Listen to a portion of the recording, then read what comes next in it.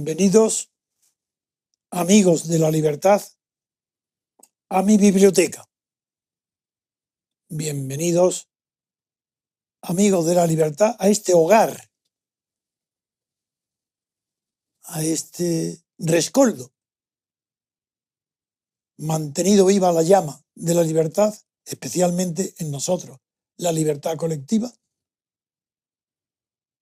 respirando el fuego que alumbraron durante siglos los grandes genios del pensamiento político y los grandes hombres de acción política, que a nosotros nos llega fundamentalmente la última noble y formidable acción de la libertad política fue la creación de los Estados Unidos de América, la Constitución Federal de la segunda Constitución de Estados Unidos.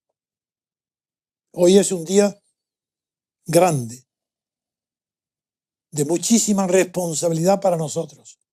Es la primera vez en la historia cultural de Europa, incluido el Reino Unido, la primera vez donde se va a exponer las verdades enseñadas por esos grandes hombres que están en mi biblioteca vivos.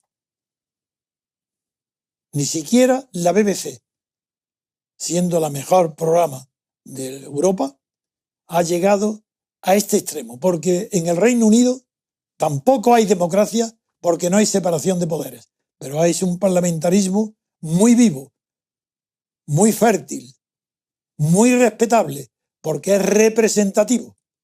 En cambio, en Europa, salvo Francia por la reforma de Gaulle, no hay un solo país cuyo sistema político sea representativo, porque no representa al elector, no representa al gobernado, no representa al ciudadano.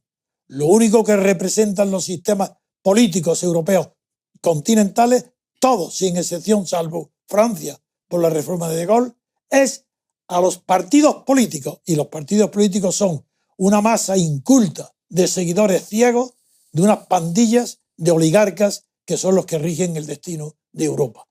Esa es nuestra responsabilidad, inaugurar un medio de comunicación tan extraordinario como es la televisión, para que a partir de un número limitado de espectadores y de oyentes, porque se hace simultáneo, ahora los técnicos os explicarán en qué consiste esta emisión.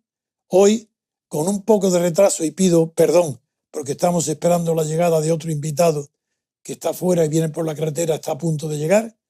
Pedimos perdón por ese retraso, pero estamos en cambio ansiosos de ver las repercusiones que va a tener en España y también en Europa, que está en mi casa, en mi biblioteca, una emisora para transmitir al mundo español y al mundo hispano y a toda Europa la verdad política que nadie admite en Europa, salvo en Inglaterra.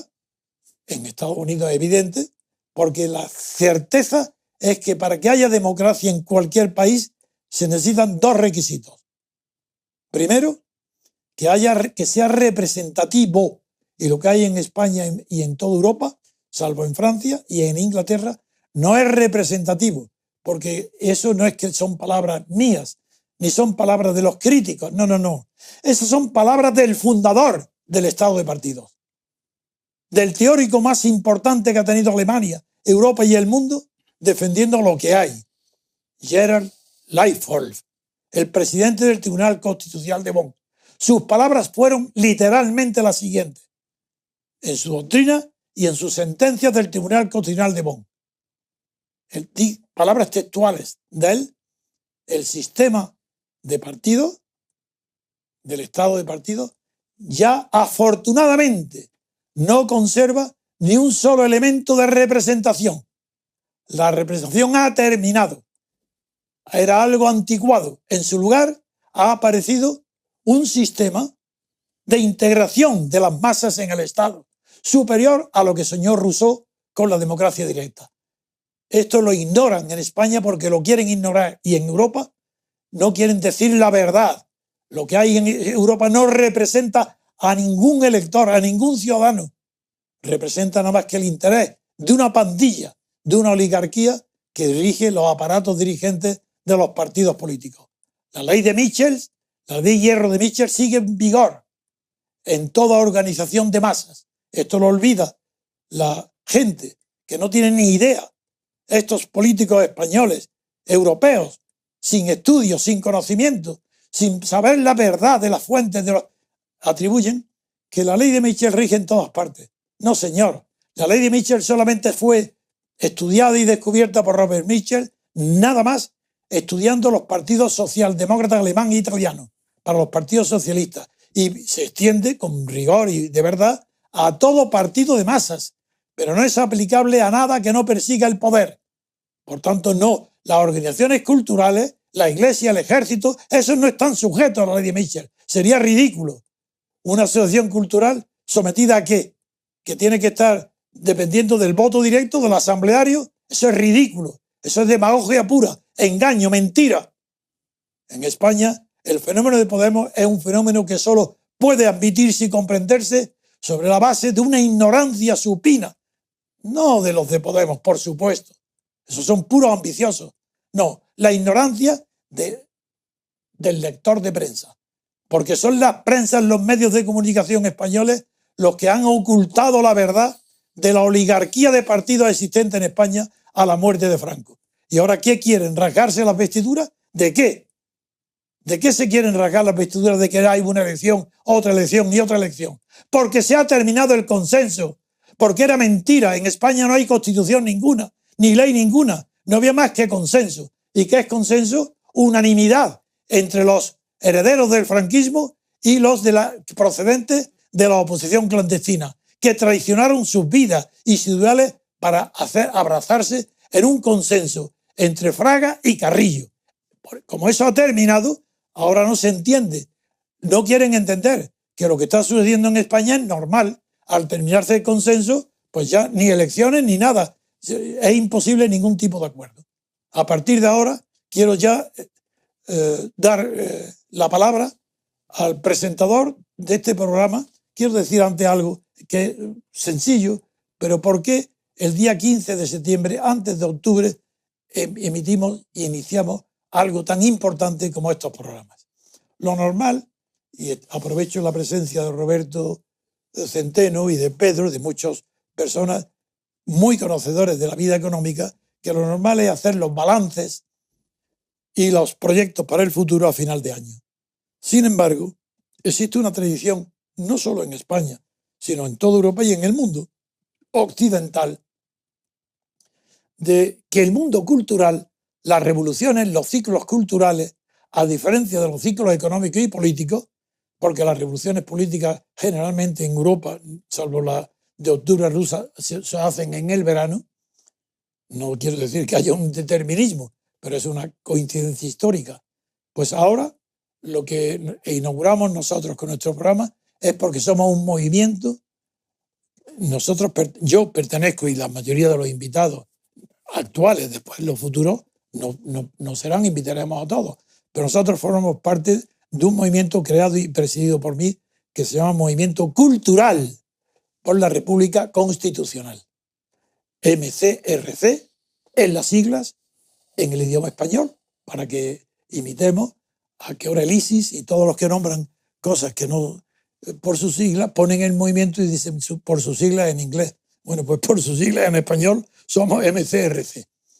Bien, lo hago por eso, porque es un fenómeno cultural. Y de la misma manera que los tribunales inician su curso ahora, en octubre, las universidades en octubre, las ferias de arte, las renovaciones, las ediciones de libros, todo lo que es cultural parece como si se renovara en octubre después de las eclosiones de la primavera, el verano, pues viene ya en el otoño, empieza la renovación cultural. Por eso lo hemos coincidido en esta fecha. Y a partir de ahora les quiero presentaros que, como le hemos improvisado por las razones que veréis, le hemos adelantado 15 días esta inauguración, le doy la palabra a Pedro Gallego, que es bombero y ingeniero naval, que no es su profesión lo que va a hacer ahora, pidiéndole que por favor haga de moderador, puesto que todavía no tenemos los equipos para haber especializado a alguien en esta materia. Así que Pedro, cuando tú quieras, adelante. Bienvenidos a todos y bienvenidos al primer programa en la Biblioteca de Trevijano. Como sabéis, soy un colaborador asiduo y asociado al MCRC, pero hoy tengo el gusto, el orgullo y la suerte de ser el moderador en este primer programa que estrenamos hoy. Quiero darle especial bienvenida a los espectadores que nos siguen en directo en las 3 plataformas de YouTube, Facebook y Periscope, y a su vez a nuestros oyentes de Radio Libertad Constituyente en iVoox. Paso a presentar sin más dilación a nuestros asistentes. En primer lugar, quiero dar la bienvenida a nuestro querido amigo y catedrático de Economía, don Roberto Centeno. Buenas tardes, don Roberto. Buenas tardes. Quiero dar también la bienvenida, que se encuentra en conexión telefónica desde Bruselas, a don José Papí. Buenas tardes, don José. Muy buenas tardes, Pedro.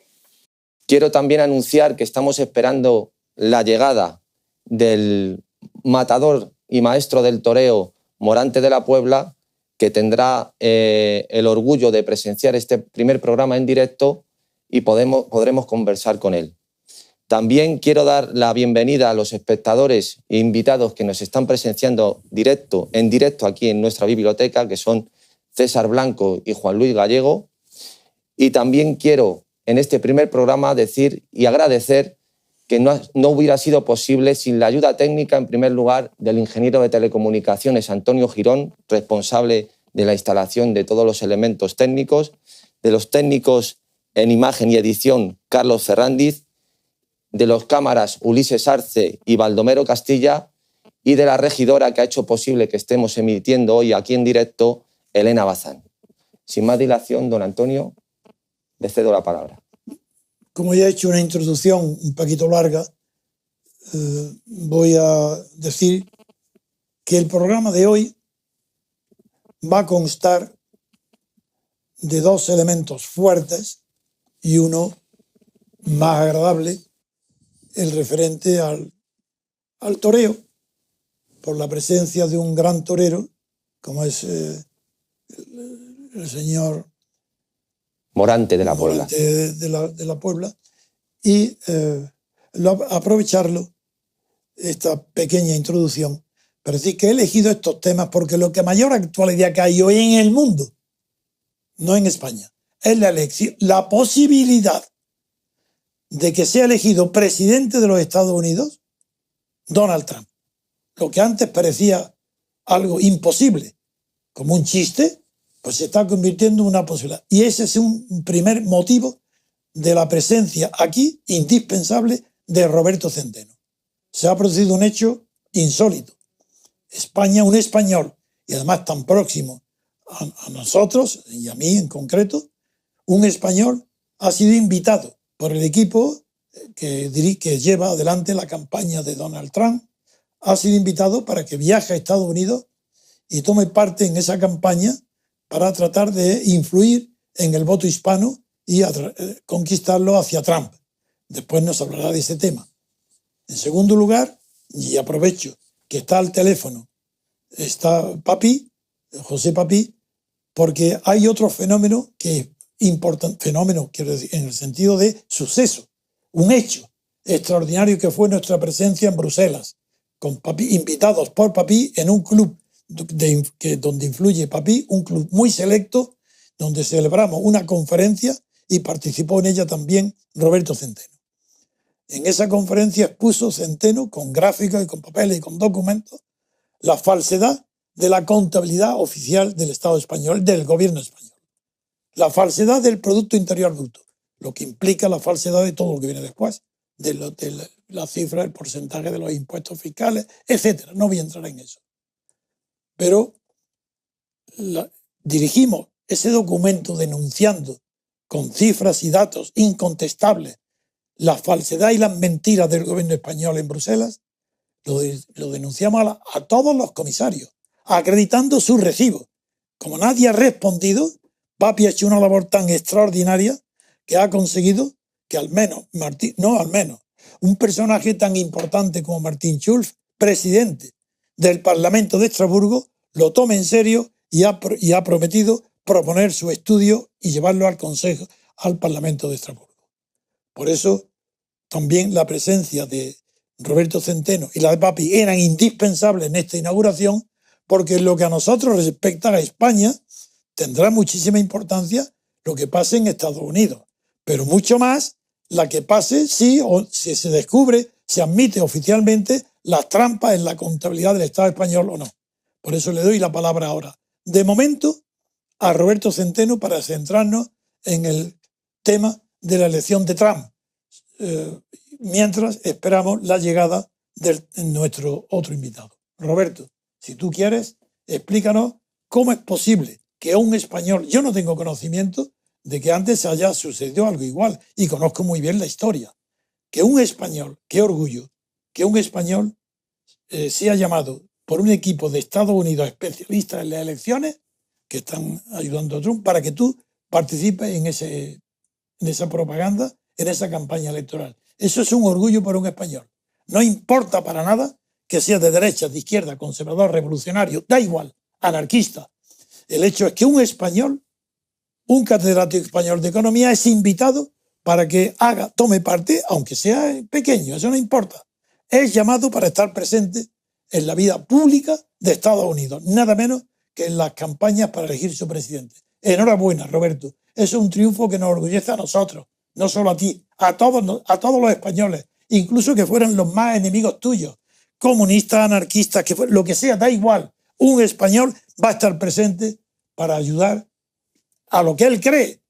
Él cree lo que va a hacer, no está haciéndolo por dinero, hace porque lo cree. Y eso yo aprovecho para decir, eso no quiere decir que nuestro movimiento apoya a Donald Trump. Él podrá hacer lo que quiera. Nuestro movimiento aspira a una república constitucional, donde forzosamente caben todas las ideologías posibles, porque si no, no sería república. Nosotros no vamos a repetir el error de decir que España es una república de los trabajadores. No, esto es una república también para los propietarios de Zara, para Ortega, para los banqueros también. Roberto, delétanos ahora con el orgullo de sentirnos que un español está influyendo mínimamente lo que tú quieras. Una gota de agua, pero allí está un español. Y no has sido tú el que ha ido a pedirlo. Te han llamado. Efectivamente. Muchas gracias por tus palabras. Verás, el tema surgió por la siguiente razón. Yo en el pasado trabajé mucho con petroleros norteamericanos, con tejanos básicamente, y dentro de ello un español que tiene muchas relaciones con petroleros tejanos y hice muy buenas amistades. De hecho, en un par de ocasiones me invitaron al Dallas Petroleum Club, que es el máximo exponente de Texas de todo el establishment petrolero, y a finales de junio me llamó por teléfono. Entonces, quiero decir, mi currículum lo conocía, lo que yo pensaba y toda una serie de cosas, y entonces me llamó esta persona, este amigo, para decirme si me importaría colaborar con el equipo de campaña de Trump para tratar de darles algunas ideas de cómo atraer el voto hispano, que lo tienen muy fastidiado. Lo tienen muy fastidiado porque Trump, con su verborrea y con su manera de expresarse, e incluso con ideas que no sé si al final podrá llevar a cabo o no llevar a cabo, pues se ha enajenado una parte significativa de este voto latino. Que no es todo, porque hay partes muy diferentes. Por ejemplo, el voto cubano en la Florida, pues lo tiene garantizado. El voto venezolano lo tiene garantizado. Y en el puertorriqueño creo que también, ¿no? El puertorriqueño no lo tengo muy claro, ahí está un poquito, pero el mexicano, que es el que más pesa, sí. Ahí lo tiene, digamos, de color negro hormiga.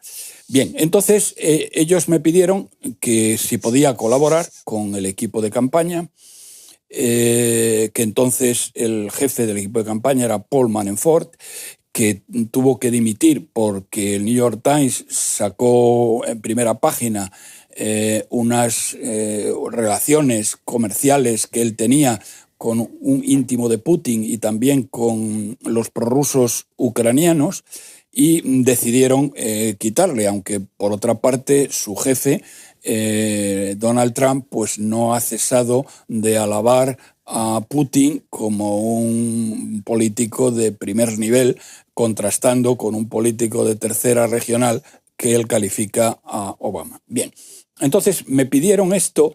En ese momento era justo, recordarás, cuando estábamos en nuestra batalla por convencer a Bruselas de que las cuentas nacionales, y luego hablaremos de ello, como has señalado, han venido siendo escandalosamente manipuladas desde el año 2008, y en este momento ocurre que el PIB oficial es un 18% superior al PIB real, que tiene unas consecuencias enormes de las que luego hablaremos.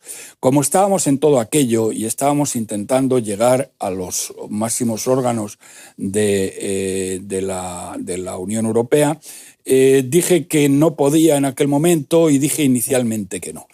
Pero luego, y lo has citado también, una vez que Martin Schulz se hizo eco de lo que nosotros habíamos denunciado, y nos pidió una cosa que lleva tiempo el realizar, que es la siguiente. Nosotros habíamos calculado el PIB el PIB se puede calcular de tres maneras diferentes. Ahora está hablando de España. Sí, ahora estoy hablando de España. Que el espectador sepa de qué estamos hablando. Y luego lo repetiré. Se puede calcular de tres maneras diferentes. Nosotros lo hicimos por una de esas maneras y él nos pidió que lo calculáramos de las tres maneras para ver si coincidía. Martin Schulz, sí. Eso no va a estar disponible hasta, digamos, mediados de octubre. Entonces yo tenía ahí una especie de tiempo en el ojo del huracán y les dije que sí. Entonces, me pidieron, lo primero que me pidieron el equipo de campaña de Manafort es el jefe del equipo de campaña que les mandara un resumen de cuáles eran las ideas que yo tenía de cómo influir en el voto latino. Se lo mandé y eran tres que muy resumidamente, muy sencillas y muy resumidamente eran las siguientes. La primera, que era importante en aquellos estados con una presencia de voto latino significativo, como puede ser la Florida, como puede ser Arizona, el sur de California, Texas, etc. Era muy importante que se dirigieran a las comunidades latinas en su propio idioma, en español. Eso a los hispanos les gusta y, por otra parte, están muy orgullosos, cosa contraria de lo que la izquierda española pretende en España, que los españoles no nos sintamos orgullosos de serlo. Ellos están muy orgullosos del idioma y el que lo hicieran en español. Y incluso, y que por lo tanto cogieran en cada una de las zonas líderes locales que les fueran afines y que por lo tanto fueran los encargados de transmitir a su gente, a los propios hispanos, las propuestas del candidato Trump en lo que les iba a influir en sus vidas y haciendas, que es lo verdaderamente relevante. En segundo lugar, y dentro de este mismo tema, les sugería que Trump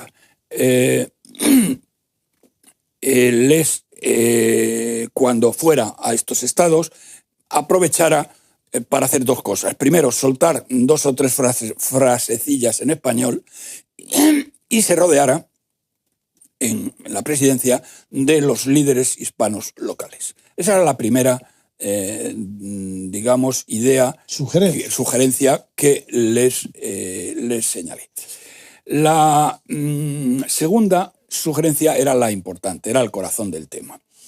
El corazón del tema, que es lo que va a decidir, por otra parte, el resultado de las elecciones presidenciales norteamericanas, es el tema económico. Lo que más les importa a los electores norteamericanos, sean hispanos o no lo sean, es qué es lo que va pasar con su vida personal. Es decir, el reparto de la riqueza más justo, el nivel impositivo y la garantía del puesto de trabajo. Tengo que decir que el electorado norteamericano, la clase media y sobre todo la clase trabajadora, está realmente harta, literalmente harta, de que en las últimas décadas Estados Unidos ha crecido muchísimo y, sin embargo, a ellos no les ha tocado más que una parte muy poco significativa de este crecimiento. Concretamente, según los estudios que hay conocidos, el 1% de la población norteamericana se ha apropiado prácticamente de todo el crecimiento. Y los norteamericanos están literalmente hartos de que esta situación continúe de esta forma. Es decir, hay un problema grave de reparto de la riqueza. Calculen el caso de España, que tenemos el peor reparto de la riqueza de toda la Unión Europea, que eso ya es para nota. Eso era lo primero. En segundo lugar... No, ese era el segundo. Perdona, no, te quiero decir, la primera parte de la segunda parte. Es decir, lo primero es, lo primero, repito, lo primero es el idioma, lo segundo es la economía. Y ahora estoy hablando de la economía. Y lo tercero, luego hablo de lo tercero. Pero dentro de la economía, esta es una preocupación principal. La otra preocupación es la presión fiscal. Donald Trump ha prometido reducir los tramos del impuesto sobre la renta de las personas físicas, que es el más importante en Estados Unidos, con gran diferencia, mucho más importante cuantitativamente que en España, en porcentaje quiero decir que en España, de 7 tramos a 3. Y estos tramos, no tengo ahora mismo las cifras aquí, pero aproximadamente son del orden de el 15%, el tramo más bajo, el 27% el medio y el 33% el tramo más alto. En España, estas cifras para tramos equivalentes de riqueza pues están casi en el 20 y tantos % frente al 15%, en el 30 y tantos % frente al 20 y pocos y en el 45% frente al 33%. Por otro lado, Trump les ha prometido toda una serie de exenciones fiscales importantísimas, por ejemplo, para el cuidado de los hijos. Elimina el impuesto de patrimonio, que es el impuesto más injusto que cabe en el mundo, y que en España es el más alto y el más injusto de todos los países que la tienen, que son ya muy poquitos. Elimina el impuesto de sucesiones y aquellas personas que ganan menos de 22.000 euros al año están exentas de todo tipo de impuestos. Es decir, es una situación fiscal verdaderamente, yo diría, paradisíaca comparado con el infierno fiscal que vivimos en nuestro país.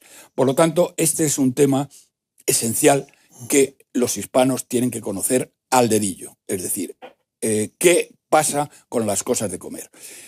Y luego hay otra serie de temas que también influyen a los hispanos, pero no solamente a los hispanos, de toda una serie de cambios que ha habido en la sociedad norteamericana que han sido demasiado rápidos y que montones de familias no entienden. Como el tema de la inmigración masiva, como el tema de los gays, el tema de las lesbianas, etcétera, etcétera, y que para ellos suponen una ruptura de lo que ha sido su vida tradicional y la raíz misma del modo de vida norteamericano. Y esto, ellos lo que quieren es una cosa tan sencilla como que los hijos por lo menos vivan igual que ellos y que vivan en un mundo que sea un mundo que vaya a mejor y no a peor, como está ocurriendo en el momento actual. Y finalmente está el tema del puesto de trabajo. Muchos norteamericanos, aunque claro, si lo comparamos con España, pues casi nos dan ganas de reír, porque el paro en Estados Unidos es del 4,5% y en España es de más del 20%.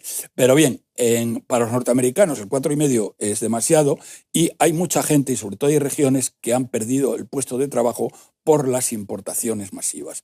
Entonces, Donald Trump quiere establecer, él habla de barreras proteccionistas, lo cual, a mi juicio, es un error, Pero lo que he sugerido, que precisamente ahí lo que tiene que modificar el discurso, no tanto en insistir en que haya barreras al comercio, sino que haya un comercio justo y que se respeten las reglas. Me explico. Con el caso más grave de todos y más conocido, es el caso de China. China está invadiendo el mundo con sus productos, pero jugando sucio. Es decir, una cosa es que tú juegues con las reglas económicas claramente, pero, digamos, jugando limpio. El libre comercio es bueno, por supuesto, pero todo el mundo tiene que jugar limpio. Lo que no vale es que tú, China, en este caso concreto, las exportaciones suyas, quiere que todo el mundo se abra a ellas sin límite de ninguna clase. Pero ellos ponen una enorme cantidad de barreras y de digamos, de reglas administrativas que impiden en la práctica el que China importe libremente todo lo que ellos exportan fuera. Y el otro tema, que es mucho más grave todavía, es el tipo de cambio de la moneda.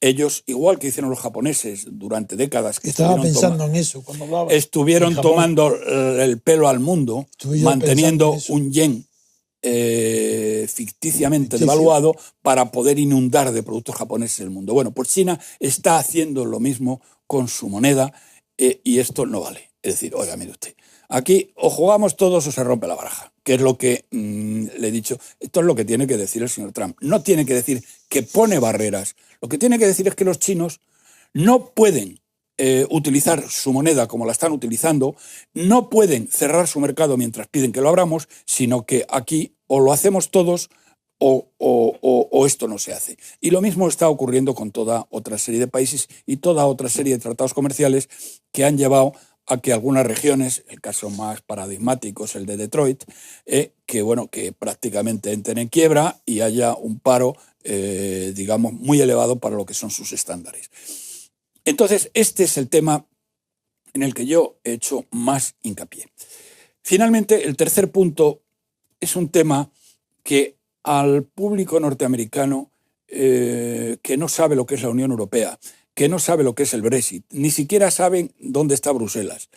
Ni España, lo confunden con América. Les trae al pairo. Pero, sin embargo, es muy importante para los debates que en determinados momentos haga el candidato Trump con la señora Clinton este tema es muy importante y es toda la cuestión del paralelismo entre la política seguida en la Unión Europea y la política seguida, en este caso, por Obama, que está empobreciendo a América y está produciendo una situación absolutamente disparatada. Y todo el intervencionismo tremendo de la señora Clinton cuando fue secretaria de Estado en política exterior. La señora Clinton, que es una persona, por otro lado, profundamente inmoral y profundamente mentirosa. De hecho, los correos que se han conocido, los pocos correos que se han conocido, porque el director del FBI está apoyando de una manera escandalosa a la señora Clinton, ocultando la realidad de sus correos, ocultando cómo ha mentido, ocultando la obstrucción a la justicia y ocultando toda una serie de temas que son claramente punibles, que ya veremos si de aquí a noviembre, a las elecciones, acaban saliendo, el sacarlos ahí. La señora Clinton es la responsable de la llamada primavera árabe, que ha producido unos desastres verdaderamente colosales. Ella es la responsable de la expulsión, del asesinato y la expulsión de Gaddafi. Pero vamos a concentrarnos en el tema que la ha hecho perfectamente. ¿Queda algo, o tú, la intervención tuya, he explicado todo? No, vamos a ver. Yo he estado en Nueva York, he estado en la Trump Tower, en Manhattan, que es donde tienen las oficinas. Les he explicado todas estas cosas y hablo por ellos continuamente por teléfono. Me han invitado el día 26. Día 26 de este mes. De este mes, sí, a estar en Nueva York para ver el primer debate entre la señora Clinton y Trump, que espero que sea muy divertido. Y, como digo, me están llamando continuamente. Por ejemplo, pues hace 2 semanas me llamó uno de los directivos de la campaña y me dice, mira, Roberto, hoy ha pronunciado en Tampa, en Florida, Trump, delante de un público latino, y ha incidido en lo que tú has dicho. Dice, ha sido un éxito espectacular. Magnífico. Pues el viernes pasado me llamó Carter Montgomery, uno de los jefes también importantes de la campaña, y me dijo, debido a que esa semana la señora Clinton había atacado a Trump por las declaraciones que había hecho favorables a Putin y decía que Rusia era un enemigo, creyéndonos, o sea, hablando como si estuviéramos en la época de la Guerra Fría. Y me dice, mira, Roberto, dice, ¿sabes lo que te digo? Tenemos un 100% de posibilidades de ganar. Me dijo el viernes pasado. Y bueno, estoy en contacto con ellos, me llaman de vez en cuando. Y me han pedido a una cosa sí muy importante que se me olvidaba, que lo estoy preparando, que les envíe un análisis de cuáles son las razones por las cuales la política monetaria del Banco Central Europeo, que está comprando bonos en forma masiva por trillones de euros americanos, que está, digamos, haciendo una política de tipos de interés negativos, etcétera, está fracasando estrepitosamente tanto en conseguir los objetivos de inflación y los objetivos de crecimiento. Entonces, esto se lo voy a preparar porque Trump opina exactamente lo contrario. Acaba de decir muy recientemente de criticar a Margaret Yellen, la presidenta de la Reserva Federal, diciendo que está manteniendo una política de bajos tipos de interés por razones políticas para ayudar a Obama y que esto está llevando a una falsa economía que acabará estallando y que no conducirá más que traerá hambre y problemas en el futuro. No sudor y lágrimas, pero problemas difíciles sí. Problemas difíciles sí. Hombre, vamos a ver, la política de la señora Clinton cuando fue secretaria de Estado sí ha traído sangre, dolor y lágrimas. La ola migratoria gigantesca que ha anegado a Europa y que está destruyendo nuestras raíces culturales y nuestra identidad, es culpa de la señora Obama, porque ella atacó a Gaddafi, consiguió que los hermanos musulmanes ocuparan el poder en Egipto hasta que les echó el general al-Sisi, ha intentado derrocar a Bashar al-Assad y en el caso de Ucrania, que la ha destrozado, ella fue la que apoyó el golpe de los pronazis de Kiev. Muy bien. Como no tenemos publicidad, no tenemos descanso, es en directo, entonces si le parece bien a Pedro... Quiero deciros a todos que nos estamos acercando al ecuador del programa. Estamos ya cerca de los 40 minutos. Bien, pero vamos a descansar, no descansar interrumpiendo, sino hablando de cosas más ligeras, entretenidas, mientras a ver si llega el torero, el orante de la Puente, de la Puebla, y enseguida damos paso a Papí, para que Papí se concentre en informarnos del segundo tema de Martin Schulz, con lo cual complementa también tu intervención ahora en Europa.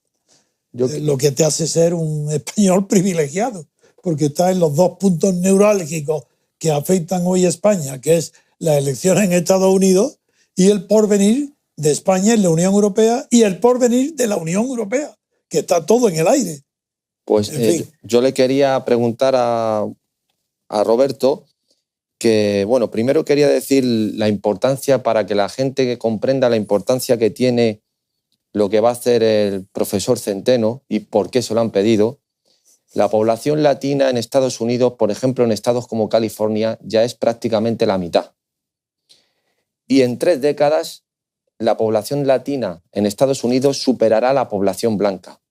No, blanca no, la anglosajona. Blanco quiero decir a la población anglosajona. Así lo tienen reflejado las estadísticas. Lo pone así, no lo digo. Sí. Se refleja así. Claro.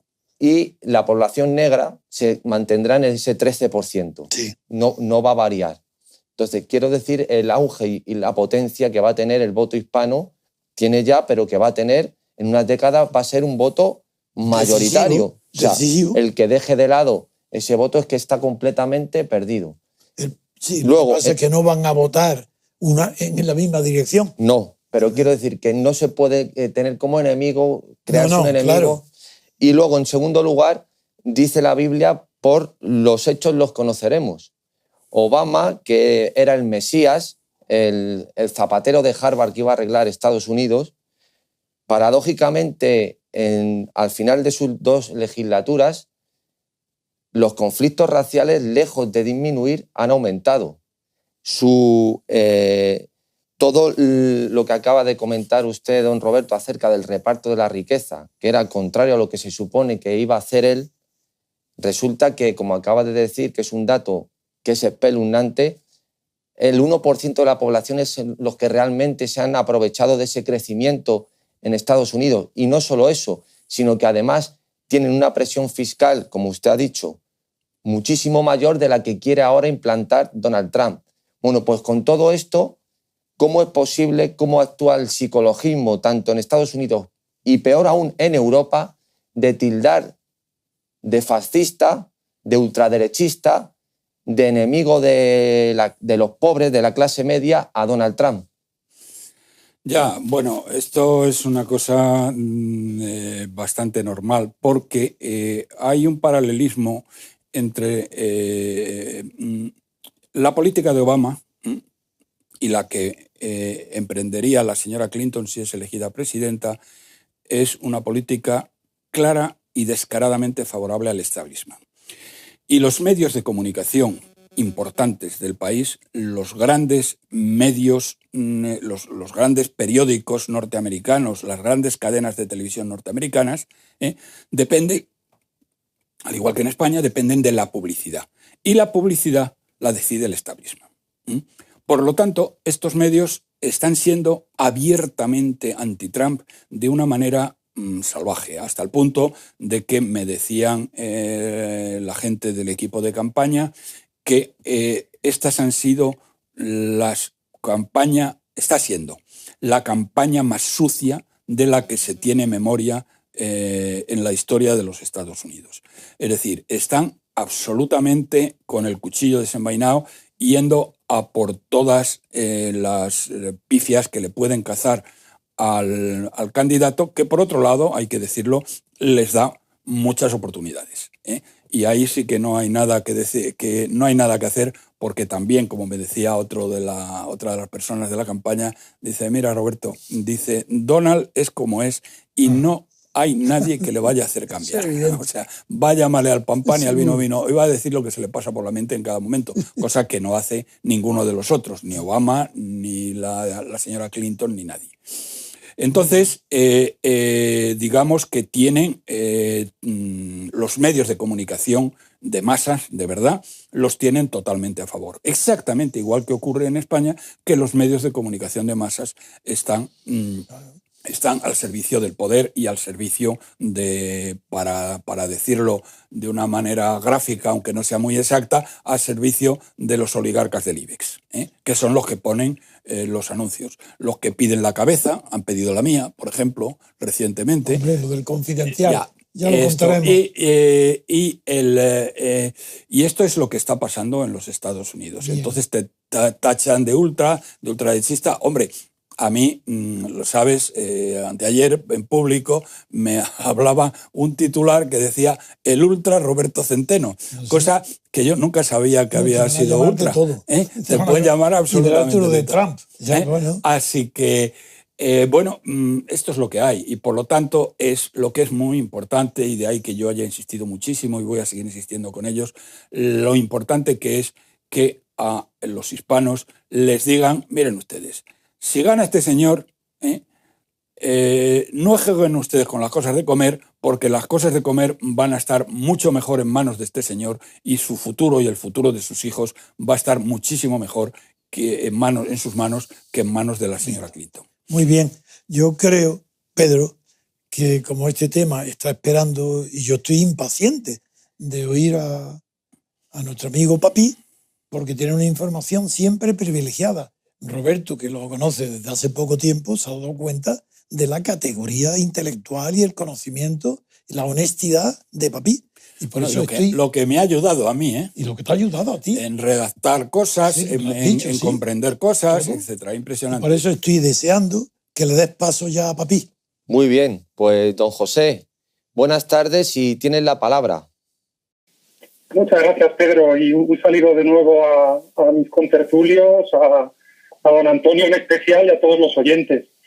Bueno, pues en Europa también comienza esta semana la temporada, ¿no? El curso político, como exponía don Antonio en su introducción, y ayer tuvo lugar un discurso a imagen y semejanza, bueno, una mala imitación, diría yo, del norteamericano, que se llama el discurso sobre el Estado de la Unión, ¿no? El Estado de la Unión Europea, en este caso, que normalmente nos regala Jean-Claude Juncker, el presidente de la Comisión Europea, en el magnífico horario de las 9 de la mañana, que se celebró ayer.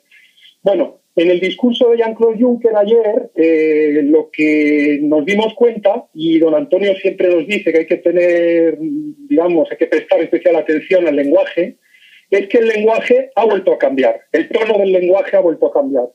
Tras la negación de la realidad que nos encontrábamos en las semanas anteriores al Brexit, y yo diría también que las primeras reacciones tras la petición de salida del Reino Unido de la Unión Europea, ayer Jean-Claude Juncker directamente se refirió a una Europa en crisis, a una Europa fracturada, a una Europa donde los socios tienen cada día menos en común.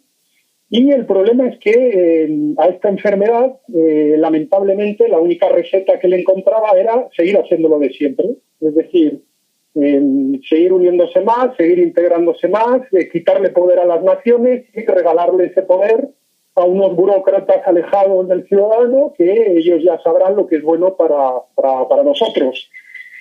Curiosamente, esta receta, y este es el primer enfrentamiento que me gustaría destacar en mi intervención, esta receta ha encontrado la oposición de Donald Tusk, el polaco que es presidente del Consejo Europeo. Donald Tusk dice que no podemos seguir como hasta ahora, es decir, que tenemos que inventarnos algo nuevo, hay que proponer algo nuevo o esto se va a ir al demonio, perdonadme la expresión. ¿Qué más podría destacar? Hoy y mañana comienza la cumbre donde los eslovacos, que tienen la presencia de turno de la Unión Europea, van a presentar un programa. Claro, imagínense nuestros oyentes lo que está pasando. Por un lado, la hegemonía franco-alemana con su vocero Jean-Claude Juncker dice sigamos como queremos estar, y el país que va a organizar los trabajos de la Unión Europea a lo largo de los próximos meses pues es un país que se ha destacado precisamente por sus posturas, no diré antieuropeístas, pero sí pro una Unión Europea muy diferente a la que tenemos ahora. Entonces, esta cumbre ya no va a contar con la presencia de Theresa May, de la premier británica, que ya no va a asistir, y se empieza a celebrar a partir de esta noche.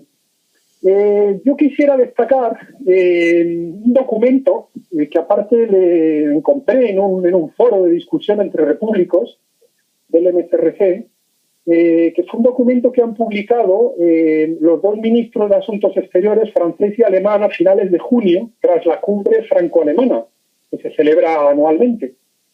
Y en esa cumbre ellos ofrecían en detalle, es un documento de 9 páginas, qué receta ven para salir de la crisis. Bueno, la receta es tremenda y digamos es caldo de cultivo para el fracaso del proyecto europeo. La receta es sencillamente, señores de Francia, señores de Alemania, vamos a unirnos más, vamos a hacer que el euro se solidifique a través de tener unas políticas fiscales ya comunes, vamos a hacer una convergencia económica, vamos a una convergencia en los tipos de gravamen, porque todo esto que hacen las Irlandas y estos países, esto no puede ser, y las Estonias, esto no es aceptable, tenemos que tener unos impuestos altos, porque de esta manera vamos a mantener el nivel de bienestar de los europeos, y vamos a unirnos, vamos a llamar a eso Europa, y el que no nos siga vamos a llamarlo antieuropeo. Y eso está escrito así, literalmente verbatim, en el documento que han publicado los ministros de Asuntos Exteriores a finales de junio. Entonces, es un momento, yo creo que muy apasionante en el sentido de que, tras la negación de la realidad, está los jefecillos europeos abriendo los ojos y yo espero, mucho, yo estoy disfrutándolo mucho este último año porque en los 20 años que sigo muy de cerca la evolución de la Unión Europea nunca me había encontrado con tantos cambios tan rápidos. Y bueno, pues es una temporada que yo creo que va a ser muy interesante. A destacar, quizá, un pequeño chascarrillo que siempre dejo caer en mis intervenciones, y es sobre la figura de Martin Schulz, Sí. que ha sido el jefecillo, como lo llamamos en nuestra radio, el jefecillo europeo, que ha tenido la educación, la decencia de responder al informe demoledor que le hicieron llegar Roberto Centeno y otros 3 economistas en el mes de junio. Él ha respondido, se va a tratar en comité. Él ha propuesto que dice que ellos han estado en contacto con España desde el año 2014, que enviaron una delegación a Madrid, que han estado hablándolo, pero que el informe es preocupante y lo van a tratar en comité y nos dirán, ¿no? Lo que quiero comentar como chascarrillo es que Martin Schulz, en principio, el 1 de enero, debe dejar de ser presidente del Parlamento Europeo. ¿Por qué? Porque hay una rotación que se hace entre los 2 grupos mayoritarios, un consenso entre ellos en el seno del Parlamento, que es que hay un presidente socialdemócrata, 2 años y medio, y luego un presidente del Partido Popular Europeo, 2 años y medio. Es un consenso entre ellos, un acuerdo no escrito que se ha venido cumpliendo desde hace bastantes años. ¿Qué dice Schulz ahora? Schulz dice, no me quiero ir. Y no quiero dimitir porque resulta que tenemos un presidente del Consejo, que es del Partido Popular, Donald Tusk, el polaco, un presidente de la Comisión, que es del Partido Popular, Jean-Claude Juncker, el luxemburgués corrupto, y la única persona que os hace algo de contrapeso soy yo, que soy socialdemócrata. Si ahora ponéis también a otro del Partido Popular como presidente del Parlamento en un momento de cambio de la Unión, negociación del Brexit, etcétera, etcétera, pues creo que se van a romper equilibrios que no interesaría romper en este momento. Entonces Schulz está jugando a no marcarse y está echando un pulso, digamos, a los factotum ahora mismo de la burocracia europea para no irse. Esto lo dejo caer pues como un elemento de reflexión en un momento en el cual pues también ha tenido a bien el responder al informe de Roberto, aunque vamos a ver si él integra eso en su agenda política de las próximas semanas o no. Bueno, Roberto ha dicho el tiempo que va a estar allí, que es poco. Va a ir, yo creo que tendrá disponibilidad y tiempo para ocuparse de este asunto tan indecisivo para el porvenir de España y Europa. Pero precisamente, tú, papi, me dijiste algo que me hace ser pesimista, que es lo siguiente.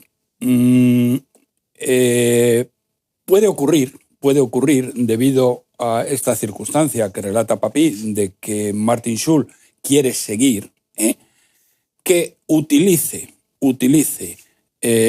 el tema de crear una comisión para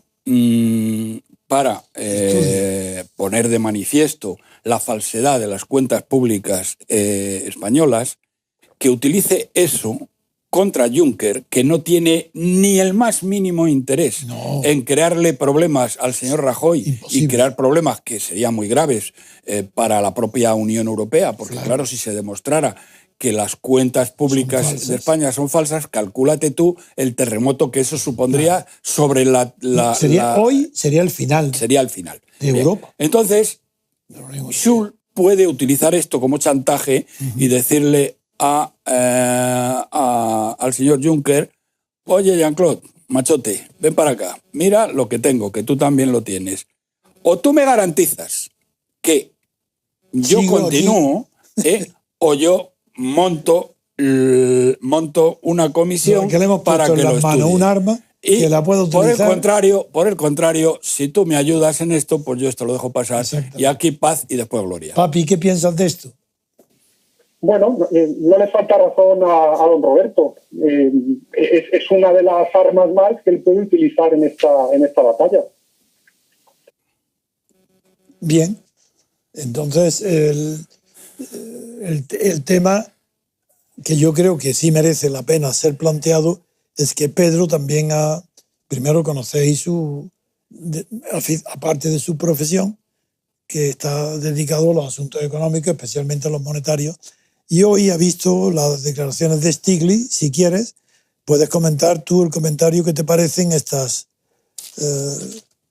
Desde luego. Además, Para que, ya que no eres moderador oficial, pues interven con tu opinión sobre los asuntos que hoy plantea el país, poniéndolo en boca de un premio Nobel tan conocido por sus intolerancias de los temas políticos como Stiglitz. Bueno, creo que el problema del euro es un problema que se lleva arrastrando desde hace unos años hacia acá, cuando entró en una crisis fuerte, y que ahora mismo muchos que creían en la moneda euro de una manera incondicional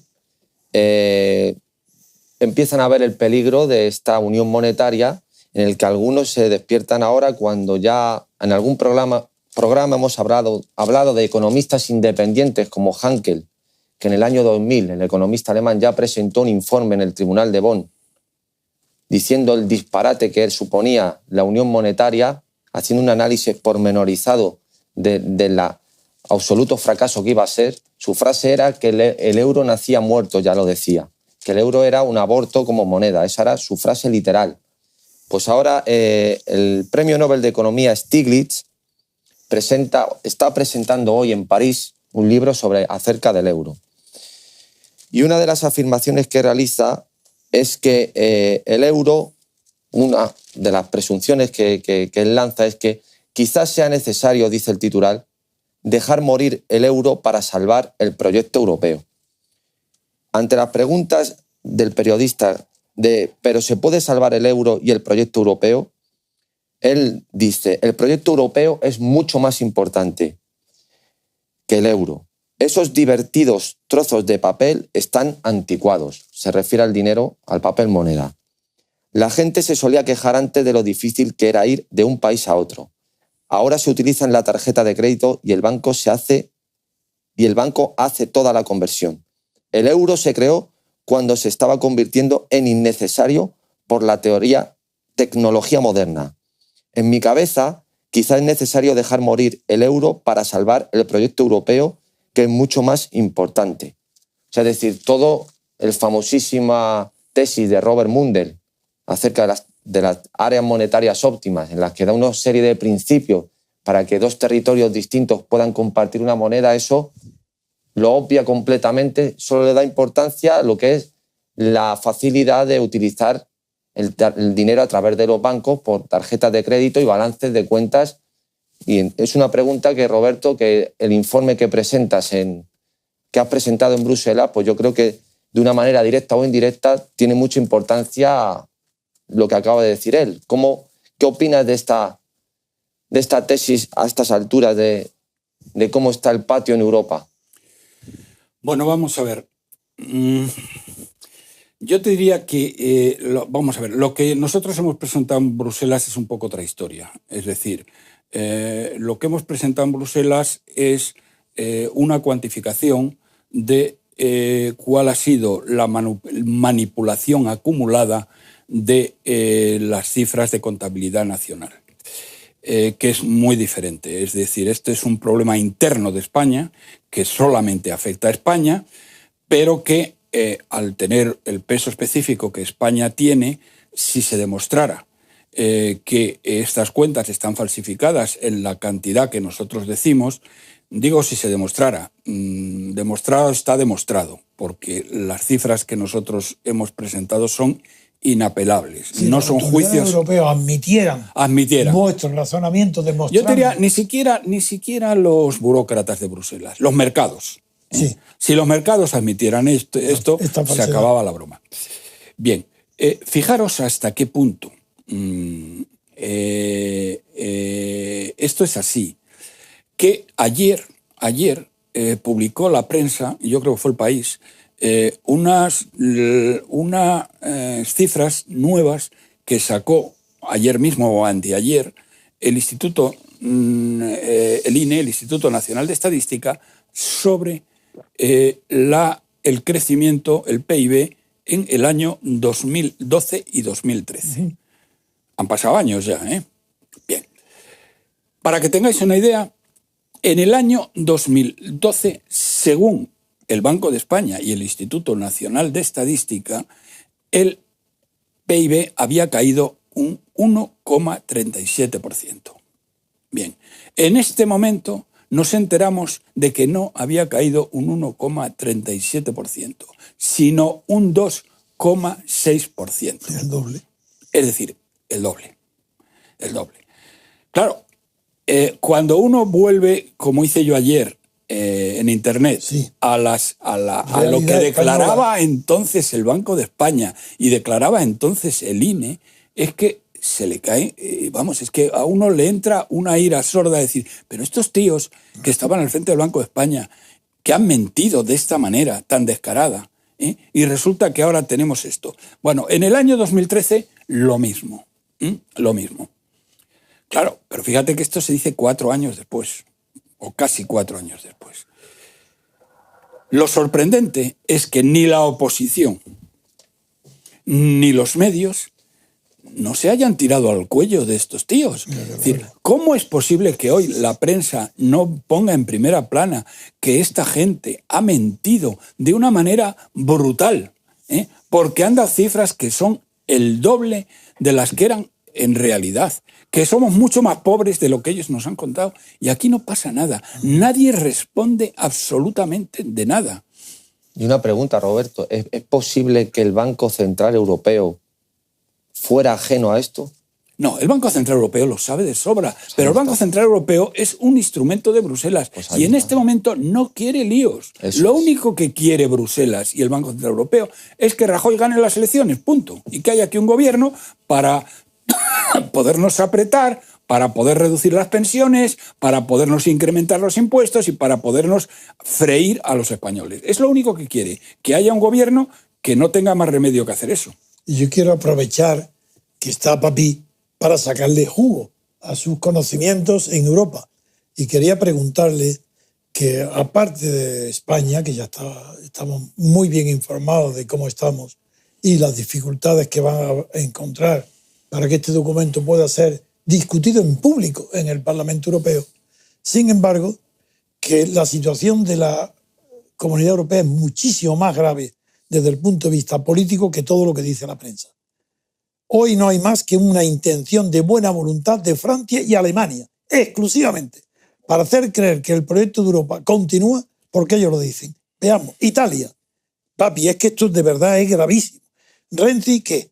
Renzi, ¿acaso el tema de la inmigración, de los como llaman ahora migrantes, es un pretexto? Es verdad que es serio, pero se oculta la gravedad de la situación italiana, la banca italiana, aparte, y luego no digamos que Renzi ahora está creciendo el movimiento 5 estrellas, del mismo que el modo en Francia, el de Le Pen, y todo eso se está ocultando. Y quería conocer tu opinión sobre la importancia que va a tener sobre el porvenir inmediato, así dentro de meses, en Europa, la situación italiana y la francesa política. Es muy importante lo que está diciendo usted ahora, don Antonio. Y más que Renzi, yo movería la cabeza.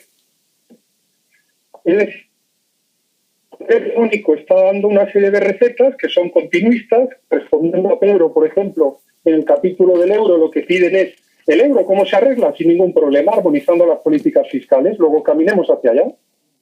Entonces, toda esta situación puede reventarse en el momento que el poder hegemónico se parta en dos. ¿Y a qué me refiero a que se parta en dos? En el momento que un Sarkozy ganará las elecciones presidenciales francesas. Porque los republicanos en Francia, y esto yo creo que ya ha llegado a la prensa, yo creo que lo vimos en primicia en nuestro programa, justo el fin de semana que se estaba celebrando un congreso de los republicanos en Francia, de los antiguos gaullistas, y básicamente en aquel congreso se dijo: la Unión Europea no puede seguir así, el poder no se puede dar a Bruselas, hay que devolver el poder a los parlamentos nacionales, hay que dejarse de regular tanto y hay que tener derecho de veto. Resumiendo de una manera muy rápida lo que ellos planteaban en ese congreso. Y todos los candidatos republicanos, que creo que ya solo quedan dos, si no me equivoco, ¿no? Que son Alain Juppé o Nicolas Sarkozy, los dos han dicho que ellos se apuntan a eso. Entonces, en el momento que el poder hegemónico se partiera en dos y que esta política o este enfoque continuista no estuviera en la mesa, la Unión Europea entraría en una crisis gravísima. No grave, gravísima. Es que yo lo que estoy seguro que se va a producir, pero mucho antes de lo que dicen los analistas. Es algo bastante próximo, donde va a ser evidente la imposibilidad de continuar como está la Unión Europea. Y va a ser... Y yo, don Antonio, ¿usted me dejaría hacer alusión a una conversación que tuvimos usted y yo a finales de julio con relación a una portada del periódico El Mundo? Por supuesto, si yo no tengo nunca nada secreto, lo que he hablado contigo lo hablo hoy, encantado. Perfecto, pues usted se acuerda que en aquella portada el gobierno, y yo creo que utilizaba El Mundo como vocero, ¿no? El gobierno intentaba asustar a los mercados, a la opinión pública, al Partido Socialista para que votara la investidura, o se abstuviera la investidura. Decían que en Bruselas, como no tuviéramos un gobierno rápido, nos iban a poner una multa de 6.600 millones. Recuerdo aquella mentira, sí. 5.500, que era el 0,5% del PIB nacional por no cumplir con el déficit, y 1.200 y pico más porque nos negaban no sé qué de los fondos estructurales. Exacto, recuerdo. Claro, cuando usted y yo conversábamos, yo me llevé las manos a la cabeza y aún así, como usted me dijo, no te la lleves a la cabeza y primero investiga, ¿no?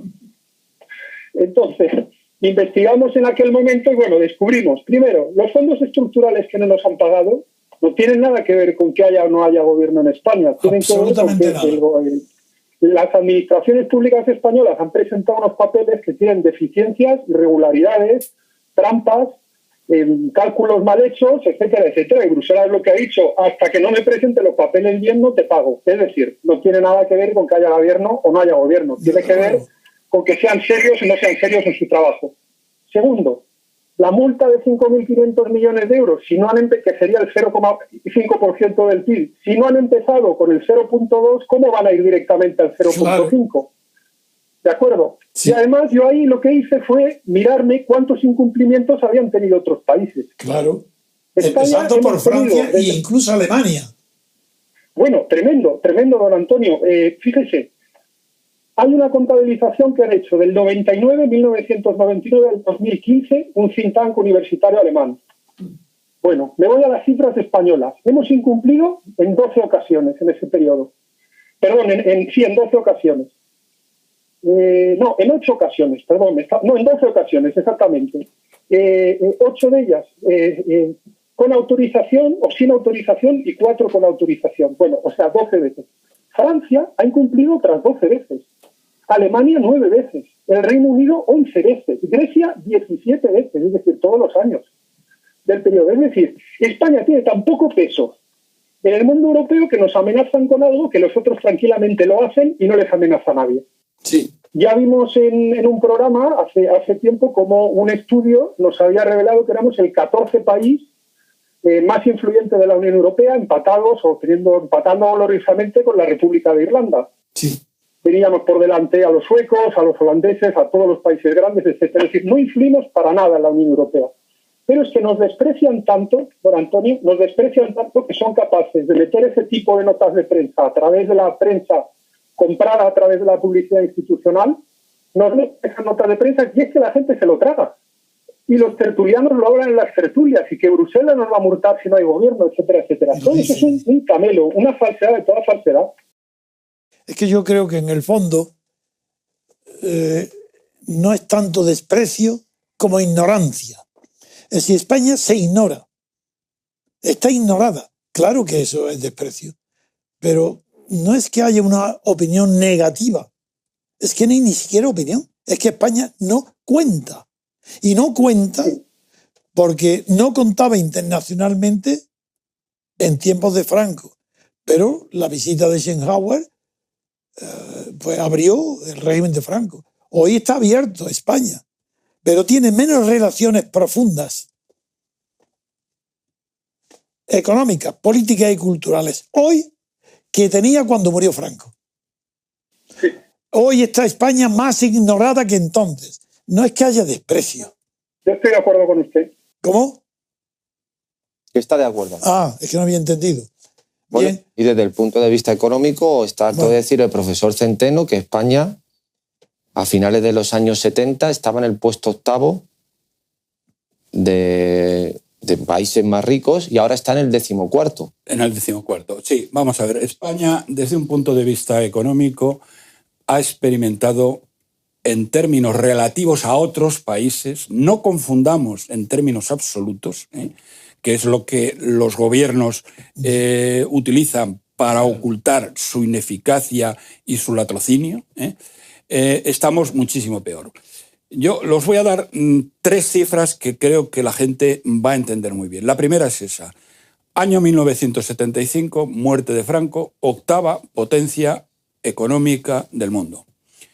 En este momento somos la número 14. Pero hay otra cosa peor todavía. En el año 1975, la renta per cápita de España, que había venido creciendo en forma fulgurante desde el año 59 como consecuencia de los planes de estabilización y de los planes de desarrollo, había pasado del 56 al 82% respecto a la renta de los países que en el año 75 formaban lo que se llamaba la Comunidad Económica Europea. Que eran 9 países, 9 países que son hoy los países centrales. Y de ellos, uno ha salido ya. ¿Cuál es la situación en este momento, 40 años después? Sí. 40 años después hemos pasado de tener una renta per cápita respecto a estos 9 países centrales de la Unión Europea del 82%, hemos pasado al 72%. Hemos bajado 10 puntos. Es decir, nos hemos empobrecido.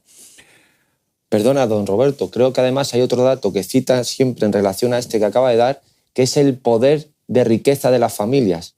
Cómo ha descendido respecto, no solo en la renta, sino el poder de riqueza que tenían las familias, que creo que dijo usted que había descendido casi un 30%. Efectivamente. Pero que eso es muy importante. Hay más cosas. Sí, bueno, las familias en el año 75... una familia podía comprarse una casa, podía educar a sus hijos, y sobre todo los hijos iban a vivir mejor de sus padres. Ellos habían vivido mejor que sus padres y a su vez sus padres mejor que sus abuelos. Bueno, hoy es absolutamente al revés, absolutamente al revés, con esta democracia miserable de golfos y de ladrones que se han hecho con el poder en este país y que tú conoces bien. Pero hay otros 2 datos. Irlanda. España, en el año 1975, tenía la misma renta per cápita que Irlanda, $10.000. Era igual. En este momento, la renta per cápita de Irlanda es un 40% superior a la española. Ese es un dato que si lo supieran los españoles, yo lo digo siempre, comprenderían cómo este sistema de consenso primero y hoy de pelea de gallos, pero admitiendo todos que no se le toque para nada al régimen de partitocrático, eso no es intocable. Eso no saben que Irlanda, siendo un país tan pequeño, es el tan ejemplo, pobre, no tiene ningún recurso. Bueno, y católico, así con la misma cultura, porque el elemento principal que define las culturas sigue siendo la religión. Eso es la prueba de que España lleva 40 años de retroceso y perdidos ante la historia. España tiene hoy menos presencia histórica que cuando murió Franco.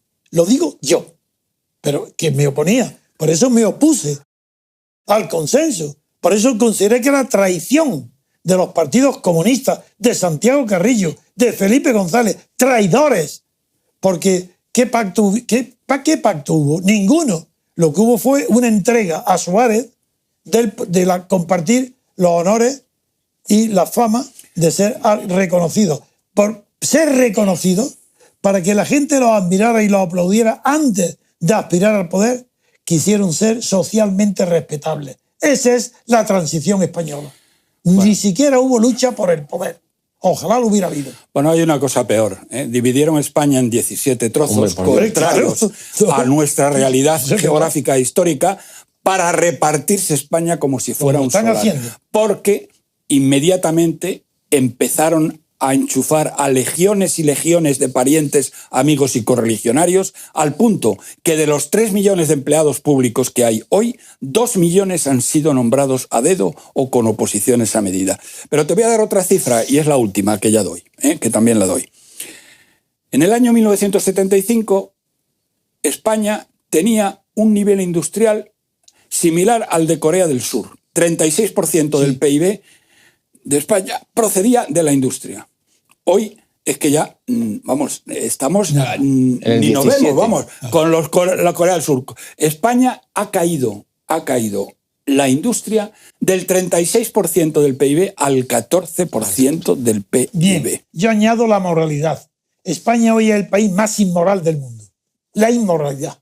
Eso no es rentable, eso no cuenta, que las personas no respondan a su palabra, que no haya honradez en los negocios, en las empresas. Eso es lo que empobrece a un país para siempre, a no ser que haya una verdadera revolución ética, moral. Y eso no se consigue ni con consenso, ni con acuerdos, ni con despachos privados. Eso solo se consigue con un movimiento como el nuestro, un movimiento cultural para despertar a la libertad política. Y además quiero decir que la libertad política no tiene nada que ver con las libertades individuales.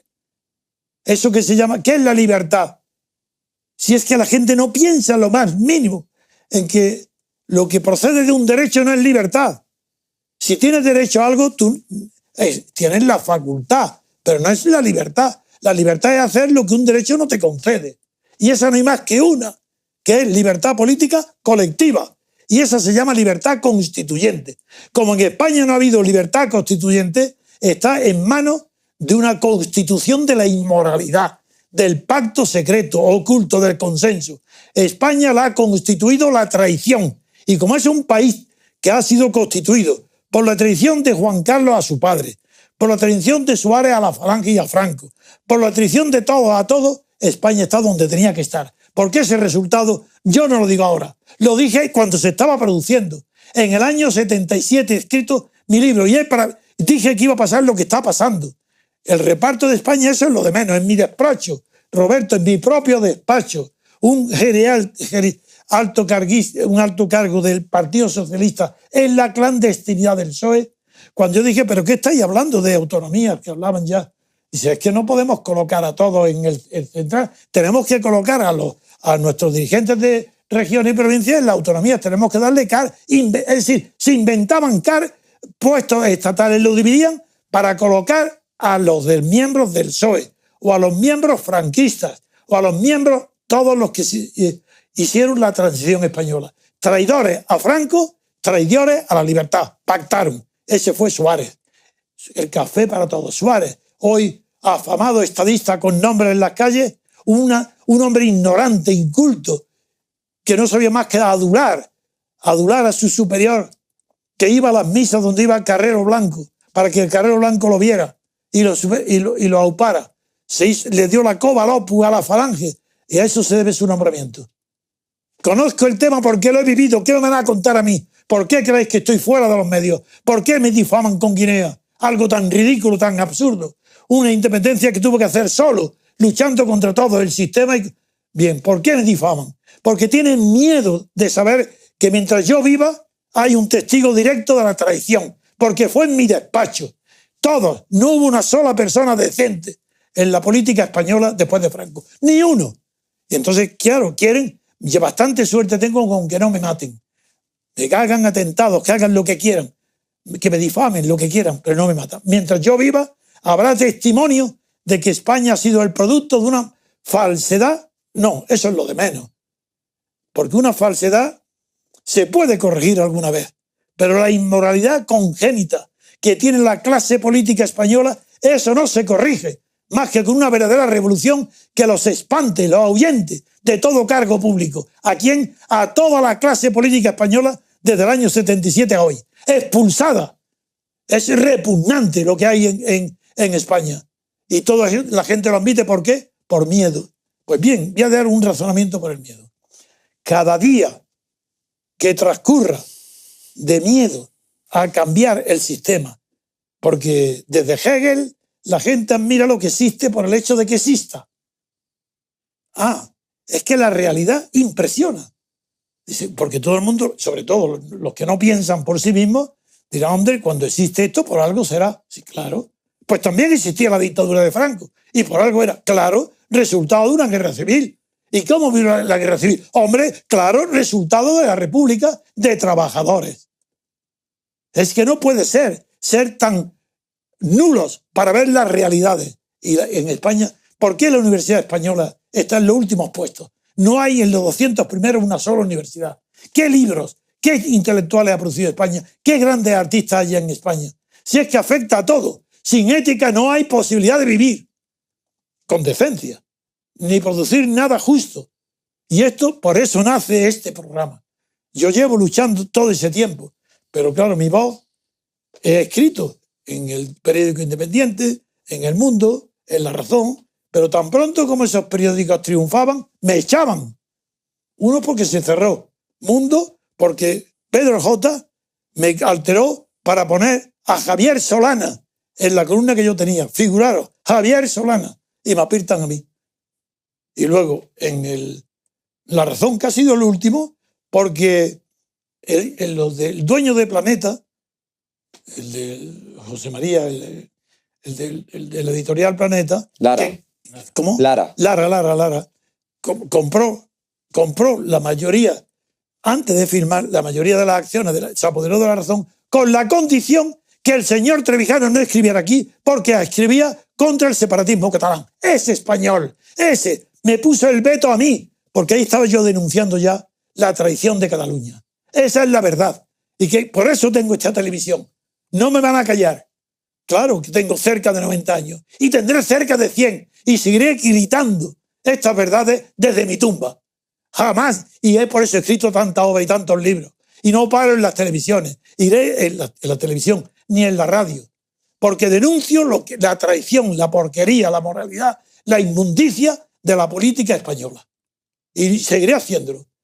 Y no sé el tiempo que llevamos. Nos quedan, para que lo sepan todos los espectadores, alrededor de unos 10-15 minutos. Pero has contado que hemos empezado a las 12 y no a las 11:30. Lo has dicho al comenzar el programa, que hemos empezado más tarde. ¿Y qué tiempo llevamos? Llevamos 1 hora y 20, alrededor de 1 hora y 20. Entonces sí, nos queda 10 minutos nada más. Bueno, lamento porque no ha llegado. El torero, voy a contarlo entonces, ha llamado a mi secretaria, que es la regidora de esto, Elena, diciéndole que durante 2 años ha perseguido a todas las personas que podían darle señal de mi vida, de mi dirección, porque quería conocerme. Y me ha contado que él por todas las plazas donde va con mis vídeos. Y que él desde que me vio la primera vez quedó deslumbrado de la verdad. Y que ha hecho la prueba, que ha llevado mis vídeos por todos los hoteles, antes de las corridas.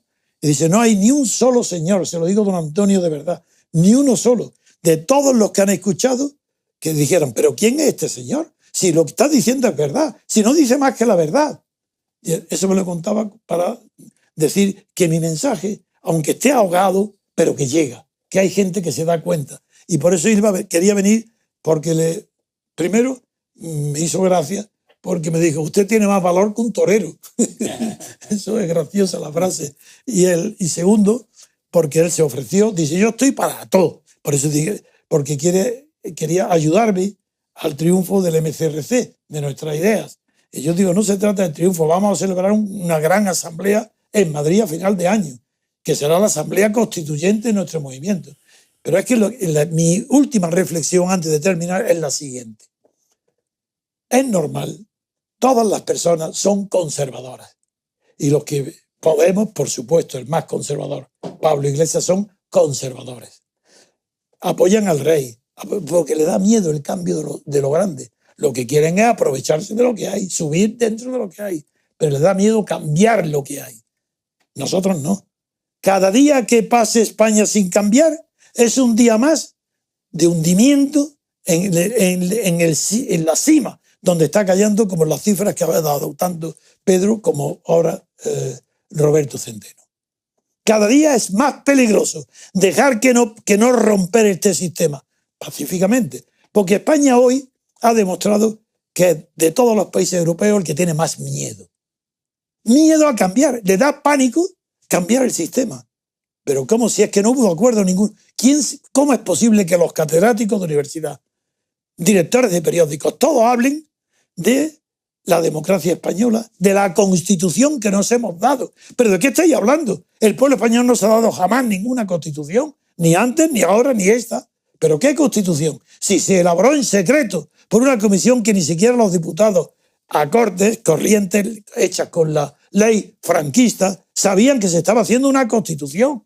Si eso lo descubrió Pedro Altares, director de Cuadernos para el Diálogo, y fue un escándalo en la época. Es que he vivido todo. ¿Cómo de democracia que ha costado a alguien esfuerzo alguno? Ninguno. Todo el esfuerzo sería antes de que hubiera ningún pacto de la Moncloa, antes de que hubiera consensos. Antes sí, después no. Y mi argumento es, cada día que pasa sin cambiar España drásticamente de sistema, sin que haya libertad política colectiva, porque es la libertad constituyente. La única que no hay derechos previos para darte esa libertad. No, la libertad política o es colectiva o no es libertad. Y es la libertad constituyente, la que tuvo Estados Unidos. Esa aquí no ha habido. Aquí no hay libertad constituyente. En Inglaterra la tradición, que tiene tanto valor, le dio esa libertad constituyente después de la gloriosa, de la guerra civil. Pero en España ni en el continente europeo hay un solo país que haya tenido libertad constituyente. El mejor, el más adelantado es Francia, en teoría, pero fue un golpe de Estado. Fue De Gaulle el que impuso la constitución que hay. Libertad constituyente ninguna. Y sin libertad constituyente no hay libertad colectiva. Y la libertad colectiva o constituyente es la única que fundamenta la existencia y garantía de los derechos individuales. Si hay derecho de asociación, si hay libertad de reunión, si hay secreto, si todos los derechos que queráis nombrar, todas las libertades individuales son cero, si no están basadas y garantizadas por una previa libertad constituyente que sin derecho alguno que la proteja mediante una revolución o mediante un acto pacífico impone una constitución que es para todos, no para una clase, no para la clase obrera, no para la clase rica, una constitución de libertad colectiva. Pues cada día que se atrase será un día más hundiendo España hasta los infiernos. Ahí va el camino de la transición española, al infierno, presentada como modelo para que Felipe González en Moscú proponiendo el modelo español. Es algo tan cómico, tan ridículo, tan de payaso lo que pasa en España, que esta televisión, esta radio, los medios que estoy fundando, con la ayuda ya de muchos miles de personas, no está más que para ir en busca, como dije al principio, de la verdad y de la libertad. Amigos, yo no existo más que para esa finalidad. Y todos los que me rodean y esta radio, esta televisión, están nada más que al servicio de la conquista pacífica de la libertad política colectiva. Y si esa libertad política colectiva o libertad constituyente, pacíficamente, después de un periodo natural, corto, no muy largo, de un año, de información política, decide que en España lo que conviene es la monarquía, esto lo aceptamos. Pero primero tiene que haber libertad colectiva para que tenga la república las mismas posibilidades de elegir que la monarquía. Entonces sí podremos creer, pero impuesto a la fuerza, que estamos aceptando los reyes puestos por Franco, y aquí nadie dice nada. Un rey que además, ahora, ¿a qué critica el rey? Ahora todos los constitucionalistas diciendo tonterías. Voy a poner un ejemplo y con eso voy a terminar. El ejemplo es Rajoy. Si hay una persona, si hay un grupo con el que yo estoy más lejano, será los herederos de Fraga, que es el quien me mete en la cárcel y quien me persigue, pues estos son herederos de Fraga. Lo que no hay la menor simpatía ninguna por Rajoy. Pero Rajoy va a la primera investidura y no lo acepta. Y le critican toda la prensa porque ha tenido dignidad. Pero ¿cómo va a aceptar si el propio rey comete la imprudencia propia de su padre, no de este niño educado en esa ligereza? El rey comete la imprudencia de decirle a Rajoy lo que ha pasado con Sánchez, que ya está el gobierno formado con Podemos y que él es presidente y el vicepresidente. Es que ahí, si le dice el rey, ¿va a aceptar la investidura? ¿Que quiere una guerra? Pero el culpable de que no cumplió con la Constitución ni con su deber de secreto es el rey. Rajoy hizo bien. Si el rey le dice que ya está hecho el gobierno, como recordaréis todos que visteis las escenas de teatro de la televisión posteriores. Y ahora, ¿por qué Rajoy ahora, en la segunda vez, acepta la investidura? Pues fue muy listo en la primera y un tontarrón en la segunda. Porque en la segunda, su equipo de gente tan mediocre, porque es un partido muy mediocre, pero muy listo para la corrupción, más listo que el PSOE, porque el PSOE está tan corrupto, exactamente igual, en cantidad es la misma, pero un poco más listo el PP. Pues en la corrupción del PP es Rajoy, le hacen sus amigos, le hacen ver que ha cometido un error en la primera negativa a la investidura. Dice, porque ha dado la iniciativa al PSOE. Como tú ya no haces nada, toda iniciativa política, y como han oído de oídas, porque nadie ha leído Gramsci, nadie sabe lo que es la iniciativa política, eso es mentira, pero han oído que la iniciativa política es lo primero, eso no hay que perderlo. ¿Sí? Le convencieron que había perdido la iniciativa política durante más de un mes, que se la había entregado gratuitamente a Sánchez. Por eso acepta, pero sabiendo que no va a haber acuerdo, sabiendo de antemano que va a haber terceras elecciones, y acepta, sin embargo, con su razonamiento, hacia la investidura para recuperar la iniciativa política. Y la recupera, porque el pueblo español, como depende de la prensa, la iniciativa es que hablen de uno en la televisión, ya tiene la iniciativa. Bueno, pues ahora Rajoy está en una situación muy incómoda, porque no porque lo puedan, porque cada partido tiene que actuar como le venga en gana. Eso de las primarias, eso no tiene nada que ver ni con la democracia ni con los partidos. La democracia no depende de las primarias de un partido. En un partido existe la ley que antes me he referido, la ley de bronce de Mitchell. De hierro. Perdón, la ley de hierro, la de bronce es la de Ricardo. Perdón, sí, la de los beneficios. Pues sí, la ley de hierro no rige, en un partido rige, impide que las primarias no sirven para nada, porque las primarias se ha elegido el que quiere el aparato. Si es que es lo mismo, si no ha cambiado nada.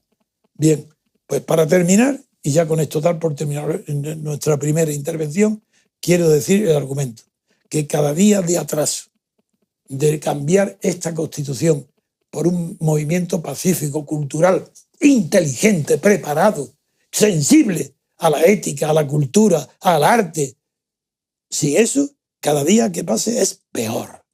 A un día de duración de este sistema hace más daño que en la cabeza en que comience a caminar la idea de que en España o hay un movimiento cultural inteligente y ético, dispuesto a aglutinar a los españoles como estamos haciendo, para que se abstengan, que no voten, dejar en el vacío, que se hundan a la clase política, no votéis. Todos dirán, eso no sirve para nada. ¿Pero qué sabéis que hacéis esa crítica? ¿Conocéis la historia del mundo? ¿Conocéis que las votaciones tienen dos soportes? Uno, la legalidad, y el segundo es la legitimación. Procurar que los votos sean los mínimos posibles. Claro que nadie va a dimitir, aunque tenga el 10% de los votos. ¿Pero creéis que no sirve? ¿O habéis olvidado lo que es la falta de legitimidad?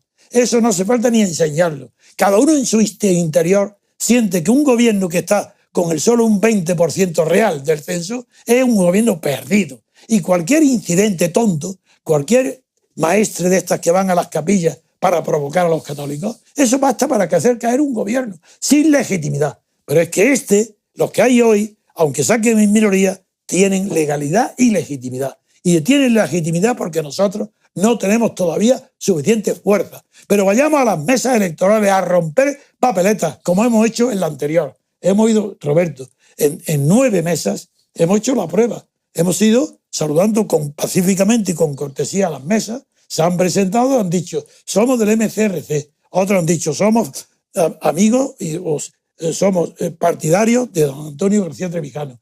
Y le hemos enseñado nuestro carnet de identidad, no para votar, sino para romper las mesas, porque nosotros no votaremos mientras que el elegido no representa a los que no votan. No votaremos. Y eso, si hay otras terceras elecciones, que ahora la presión sobre Sánchez es tan brutal, lo que se está haciendo para que se abstenga, que ya tengo dudas. Pues a lo mejor lo vencen. Pero como resista, hay terceras elecciones. Y si hay terceras elecciones, nosotros, el MCRC, está organizando una pacífica acción colectiva en toda España para que al menos en 1000 mesas haya ruptura en las urnas, para que no nos acusen ni de pasota, ni de que no vamos por votar. Sabemos como nadie lo que es la votación. Estamos deseando votar si hubiera libertad política.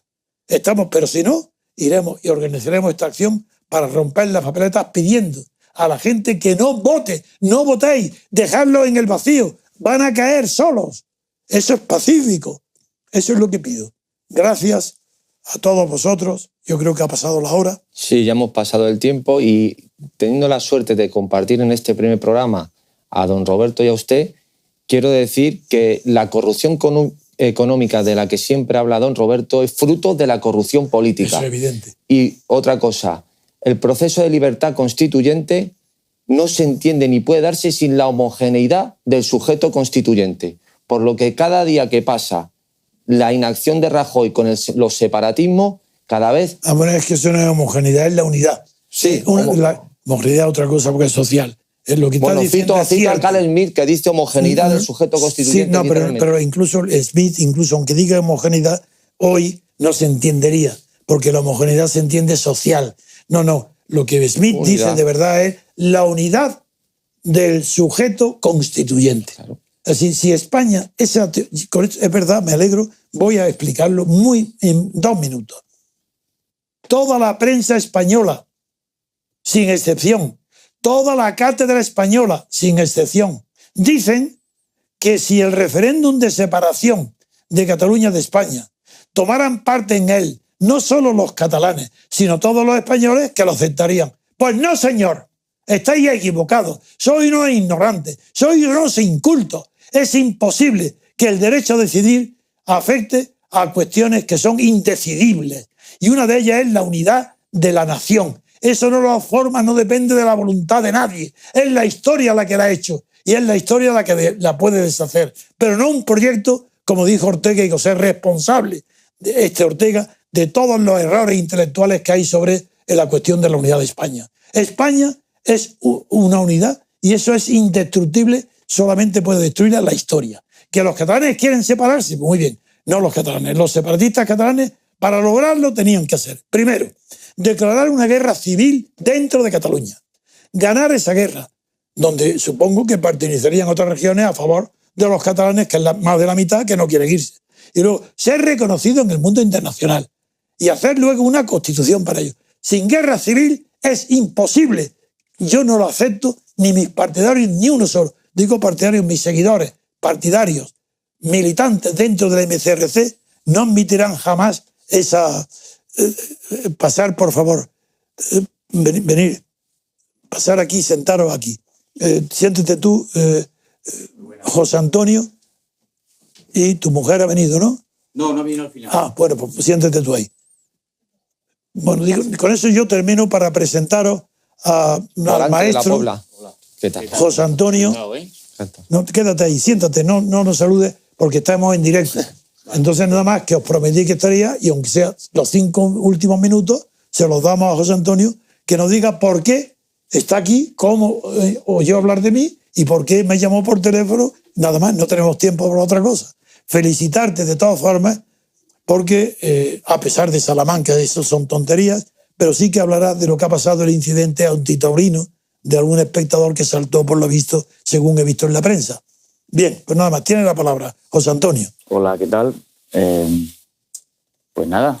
Aquí es un honor para todos que estés tú aquí. Bueno, el honor es mío de poderlo conocer. Como le comenté, pues lo conocí haciendo un poco, digamos, zapping en el YouTube. A mí me gusta mucho la historia nuestra me gusta enterarme, ¿no? de España, de la guerra civil, de todo esos entresijos que vivieron mis padres casi no, pero mis abuelos. Y ahí pues conocí a don Antonio y la verdad es que me quedé un poco prendado de su honestidad, de su verdad y de su lealtad, ¿no?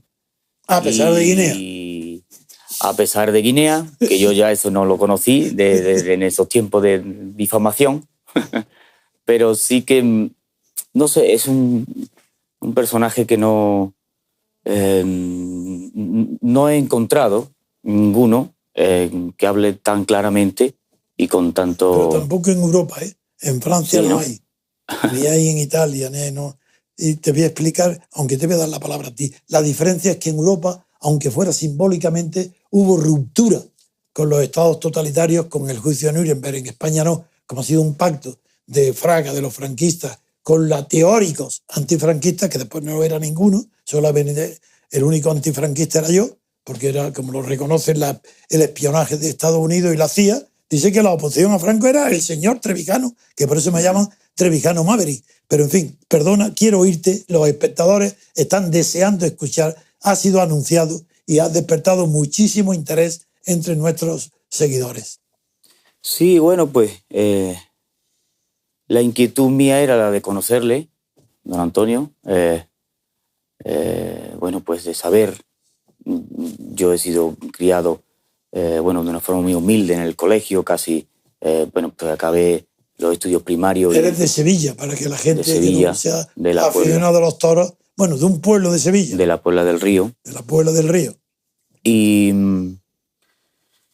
bueno, pues me gusta saber, me gusta aprender, y no tuve la oportunidad o la intriga en aquel momento de aprender más que lo que era mi pasión, mi afición, que era el mundo de los toros, ¿no? Sabemos que los toros es una especie de vocación, que empiezas de muy chiquitito, o te gusta, o es imposible, ¿no? Y bueno, y a través del tiempo pues me gusta conocer y me gusta aprender. Pero sabes que tú estás siguiendo una tradición de grandes maestros. No hablo de Belmonte, que ha tenido... nadie en el toreo ha tenido una amistad con tan grandes intelectuales como fue Belmonte. Sí, y después, sí. Ordóñez, por ejemplo, la amistad con Hemingway. Hemingway. Y no digamos Domingo Ortega, que fue el amigo de Ortega y Gasset. Claro que sí. Así que tú estás siguiendo una tradición. Te has acercado a personas. Y Luis Miguel Dominguín también, con Picasso. Exacto, con el arte. Es que has pronunciado la palabra secreta, el arte. Uh-huh. Así que la distinción, el toreo, ponerse delante de un toro ya es bastante, pero el arte es lo que va a definir a ti. Porque yo, después de que me has llamado, he pedido un vídeo tuyo y te he visto unas Verónicas que no me hace falta ver más. Con eso me basta. Uh-huh. Sí, creo que el arte es lo que sostiene, es lo que sostiene a la tauromaquia. El juego con los animales, con los toros, en este caso, había en casi todo el mundo. En Londres había 2 plazas de toros. O sea, pero creo que Andalucía tuvo la facultad en su gente de convertir ese juego, a veces casi estilo cacería, heroico, porque era heroico, ¿no? Pero en los demás sitios donde no existió el arte se fue perdiendo. Y creo que Andalucía, Castilla, España... Salamanca también. Sí, pero sobre todo el nacimiento, creo que de Sevilla a Cádiz, también en el mundo gitano, nace, o se le da al toreo la expresión de una obra de arte, ¿no? De arte. Entonces, el toreo para mí se sostiene o se defiende a través del arte. O sea, a través del valor también podría ser, pero el valor puede haberlo en cualquier otra profesión, ¿no? Puede ser, no sé, paracaidista o minero, pero el toreo... La unión con el arte. Tiene que tener... bueno, hay una estética, hay un rito que hay que cumplir, ¿no? Una ceremonia, sí. Una ceremonia que, bueno, que es... el arte a veces se confunde en el mundo del toro, que es como... a veces lo confunde como si fuese estilo de filigrana o sí, el arte sevillanito. No, eso no es el arte. El arte es algo más profundo y más sencillo y más natural. Entonces, mi toreo lo realizo a través del arte.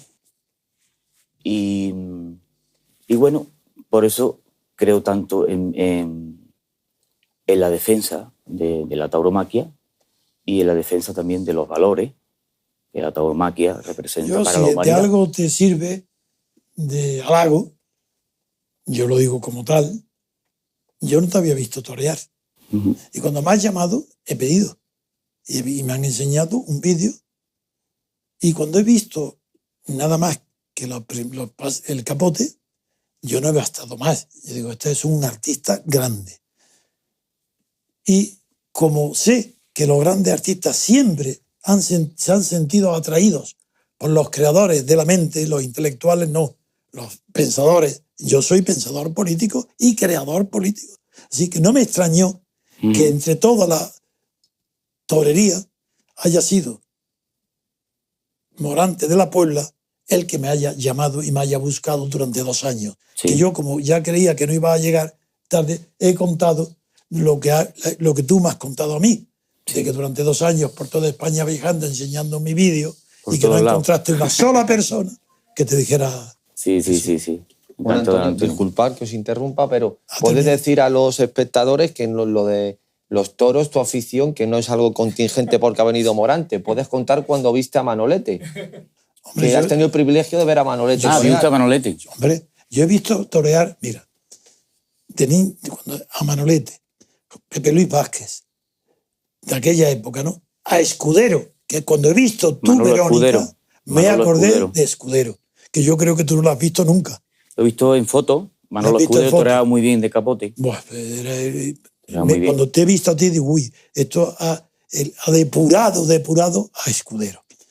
No solo a Manolete, claro que lo he visto torear y su triunfo. Yo lo vi de novillero en el puerto de Santa María. Anda. Novillero. Con Pepe Luis Vázquez y el otro, no me acuerdo si era Paquito Casado, creo que no. Porque Él era un toreaba poquito- también muchas veces con Gitanillo de Triana. No eran novilleros. Fue una novillada. Bien. Y me impresionó muchísimo por su quietud. Pero claro, no es tu estilo. Tu estilo es... Ahora, si hablo de... Yo no, ahora, de joven fui a los toros. Yo he toreado, muy poco, pero me gusta. Y a los novillos pequeños, pues sé cómo es. Un poquito, decir nada, ¿no? Pero suficiente para comprenderos de esa enorme dificultad. Y cuando te he visto, yo te he situado en ese terreno de artista puro. En las muletas no he podido apreciar más que cuando me cortaste orejas, lo vi, esa faena, pero a mí me ha impresionado más tu dominio de la Verónica.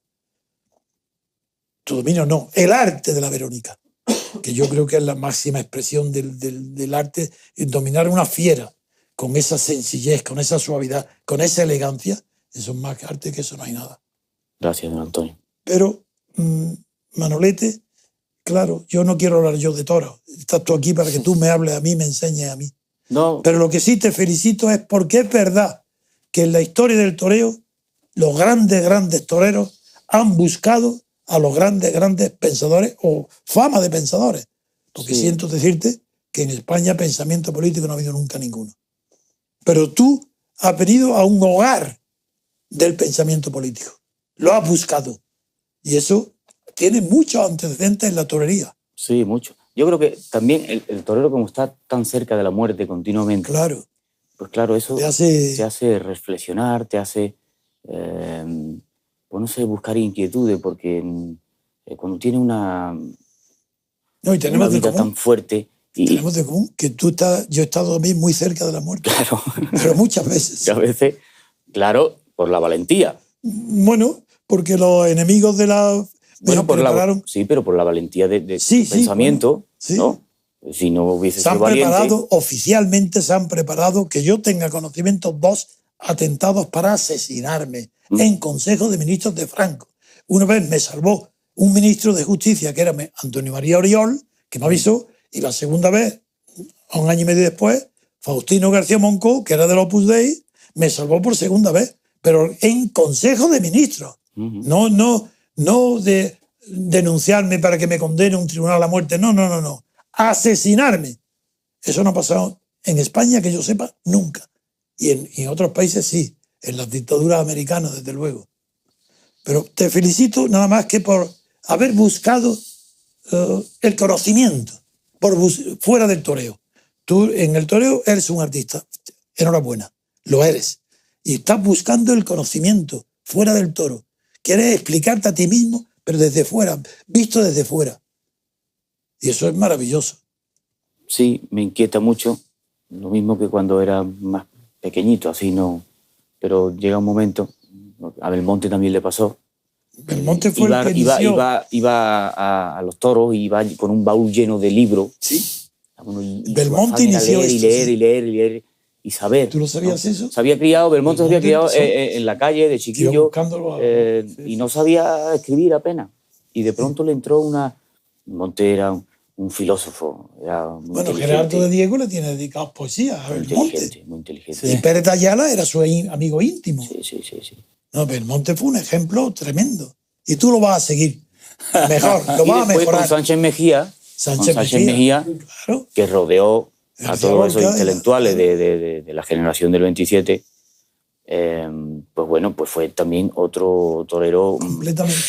deseoso de saber y de culturizarse y de darle, no sé... Sí, Antonio Bienvenida, ya más cerca también fue admirador de los Sí, también. intelectuales. Yo soy muy amigo ¿De quién? Muy amigo íntimo de Fernando Bergamín, hijo de José Bergamín. Pero es que el padre era republicano.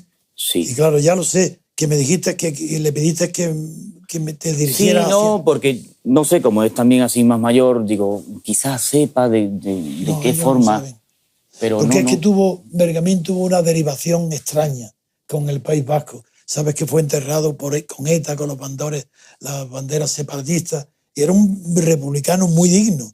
Y además era un personaje muy raro, pero era comunista y católico, ¿no? Sí, muy raro. Y terminó con la bandera de ETA en el entierro. No, sí, después, sí. Después lo utilizaron también un poco. Él se fue. Claro. Él había estado muchas veces exiliado. Sí. Y yo creo que también en su amargura. Yo tengo de simpatía su tiempo, por su primera vida de republicano después, ¿no? Sí. Yo no conocí ni su muerte ni nada. A mí me llegó la amistad de su hijo a través del tiempo ya de no hace mucho. Pero Bergamín era un artista y una sensibilidad. No, tenía un pero yo creo que fino. al final de su vida él sintió ese amargor también. Casi no lo dejaban escribir en ningún sitio. Uh-huh. Y él, pues quizá el pueblo vasco lo acogió y él se dejó llevar. Sí. No sé, creo que podría ser perdonable. Sí, yo no lo condeno. Yo no digo más que fue un hombre pero sí que es verdad que íntegro. Que uno dice, bueno, qué raro, ¿no? Que esto que para mí me este hombre como... Sí. Pues sí, claro, así. Que una vez muerto dentro del féretro, él no es responsable de la bandera que le pongan encima. Ahí va. Entonces lo acogieron un poco, él era muy republicano y él decía por su hijo, dice él que él veía ahí en el País Vasco como el sitio más republicano de España. ¿El País Vasco? Sí. Pero es que aquí siempre citamos en los programas que una cosa es, por eso don Antonio siempre lo recalca, una cosa es que tú seas una persona excelente en tu profesión, seas ingeniero, seas torero, seas poeta, pero eso es una cosa, y otra cosa es tener inteligencia política, entender de política, de lo que es el Estado. Y hay gente muy brillante, incluso filósofos muy buenos como Ortega y Gasset, que políticamente era una auténtica nulidad. Sí, hombre, está claro que Bergamín era un artista, era poeta, escritor. No era pensador. Pero no era pensador político. Ahí estamos. Mucho menos, bueno, ¿no? No te he presentado a Roberto Centeno, que es catedrático de Economía y es uno de los hombres más valientes que hay en España. Así hombre, no me compares contra un valiente de verdad. Estamos haciendo un gremio de valientes. Y él va ahora a Estados Unidos a asesorar allí en Estados Unidos, y es otro honor muy grande para España que intervenga. En Europa ha denunciado las trampas y mentiras del gobierno español y de la oposición, del socialista, igual, el PP son los mismos. Y los demás son todos los técnicos que han ayudado a inaugurar, porque hoy es la primera emisión que hacemos en televisión. Uh-huh. Y espero que sea un éxito con tu ayuda, que nos va a ayudar a que esto sea un éxito. Bueno, atrayendo a tus partidarios, que serán muchísimos. Admiradores tendrán más. Mi interés de conocerlo, de conoceros, ¿no? Y de aprender y de, bueno, esa inquietud que don Antonio cuenta, pues también fomentarla, ¿no? Pero sobre todo, el conocerlo es un privilegio, y su inteligencia, para mí es su una valentía, maravilla que estés aquí, en mi biblioteca, porque los programas que iniciamos hoy se llamará En la biblioteca de Trevijano, Ese es el título. Y vamos a hacer todos los jueves. Y luego ya pasaremos a diario. De momento hacemos diariamente la radio, en la que estás invitado siempre que te dé la gana. No tienes más que venir y tú actúas. Y los jueves haremos un programa de televisión también, juntos. Muy bien. Y siento mucho que tu mujer no haya podido venir. Sí. Yo no sabía, don Antonio, porque he llegado y no sabía si tenía el programa, si estaba hablando en público. Si no importa. Perdonadme por mi No, por nosotros mi somos espontáneos. Pero veníamos de Salamanca. De Salamanca y no sabíamos... No importa nada, está íbamos. Perfectamente. Oye, menos haber venido vestido de torero, todo lo demás muy bien. Es una maravilla, gracias. Vamos a despedirnos porque llevamos hora y media. 2 horas, más de hora y media. Ya. Más de hora y media.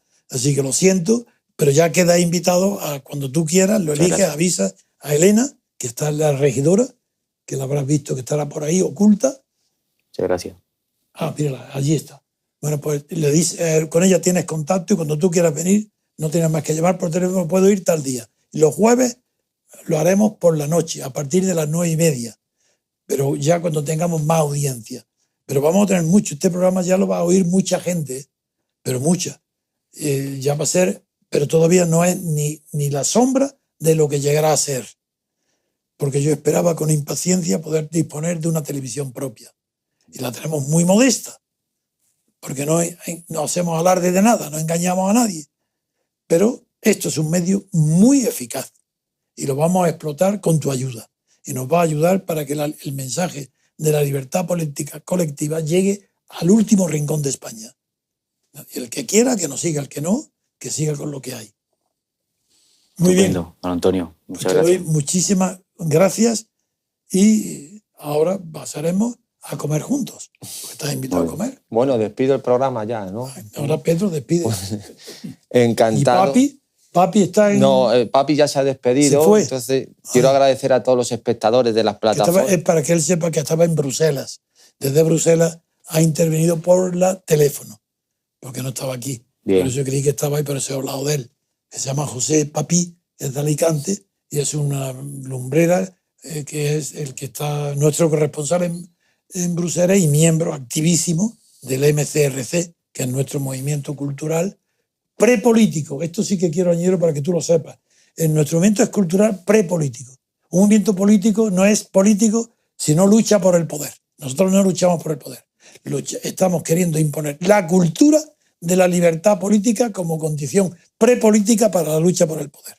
Por eso este es un movimiento prepolítico, no es político. No es un partido político. No aspiramos al poder. Queremos que el pueblo español, una gran mayoría, la que tenga la hegemonía cultural, sepa lo que es la libertad política colectiva, que hoy no lo sabe.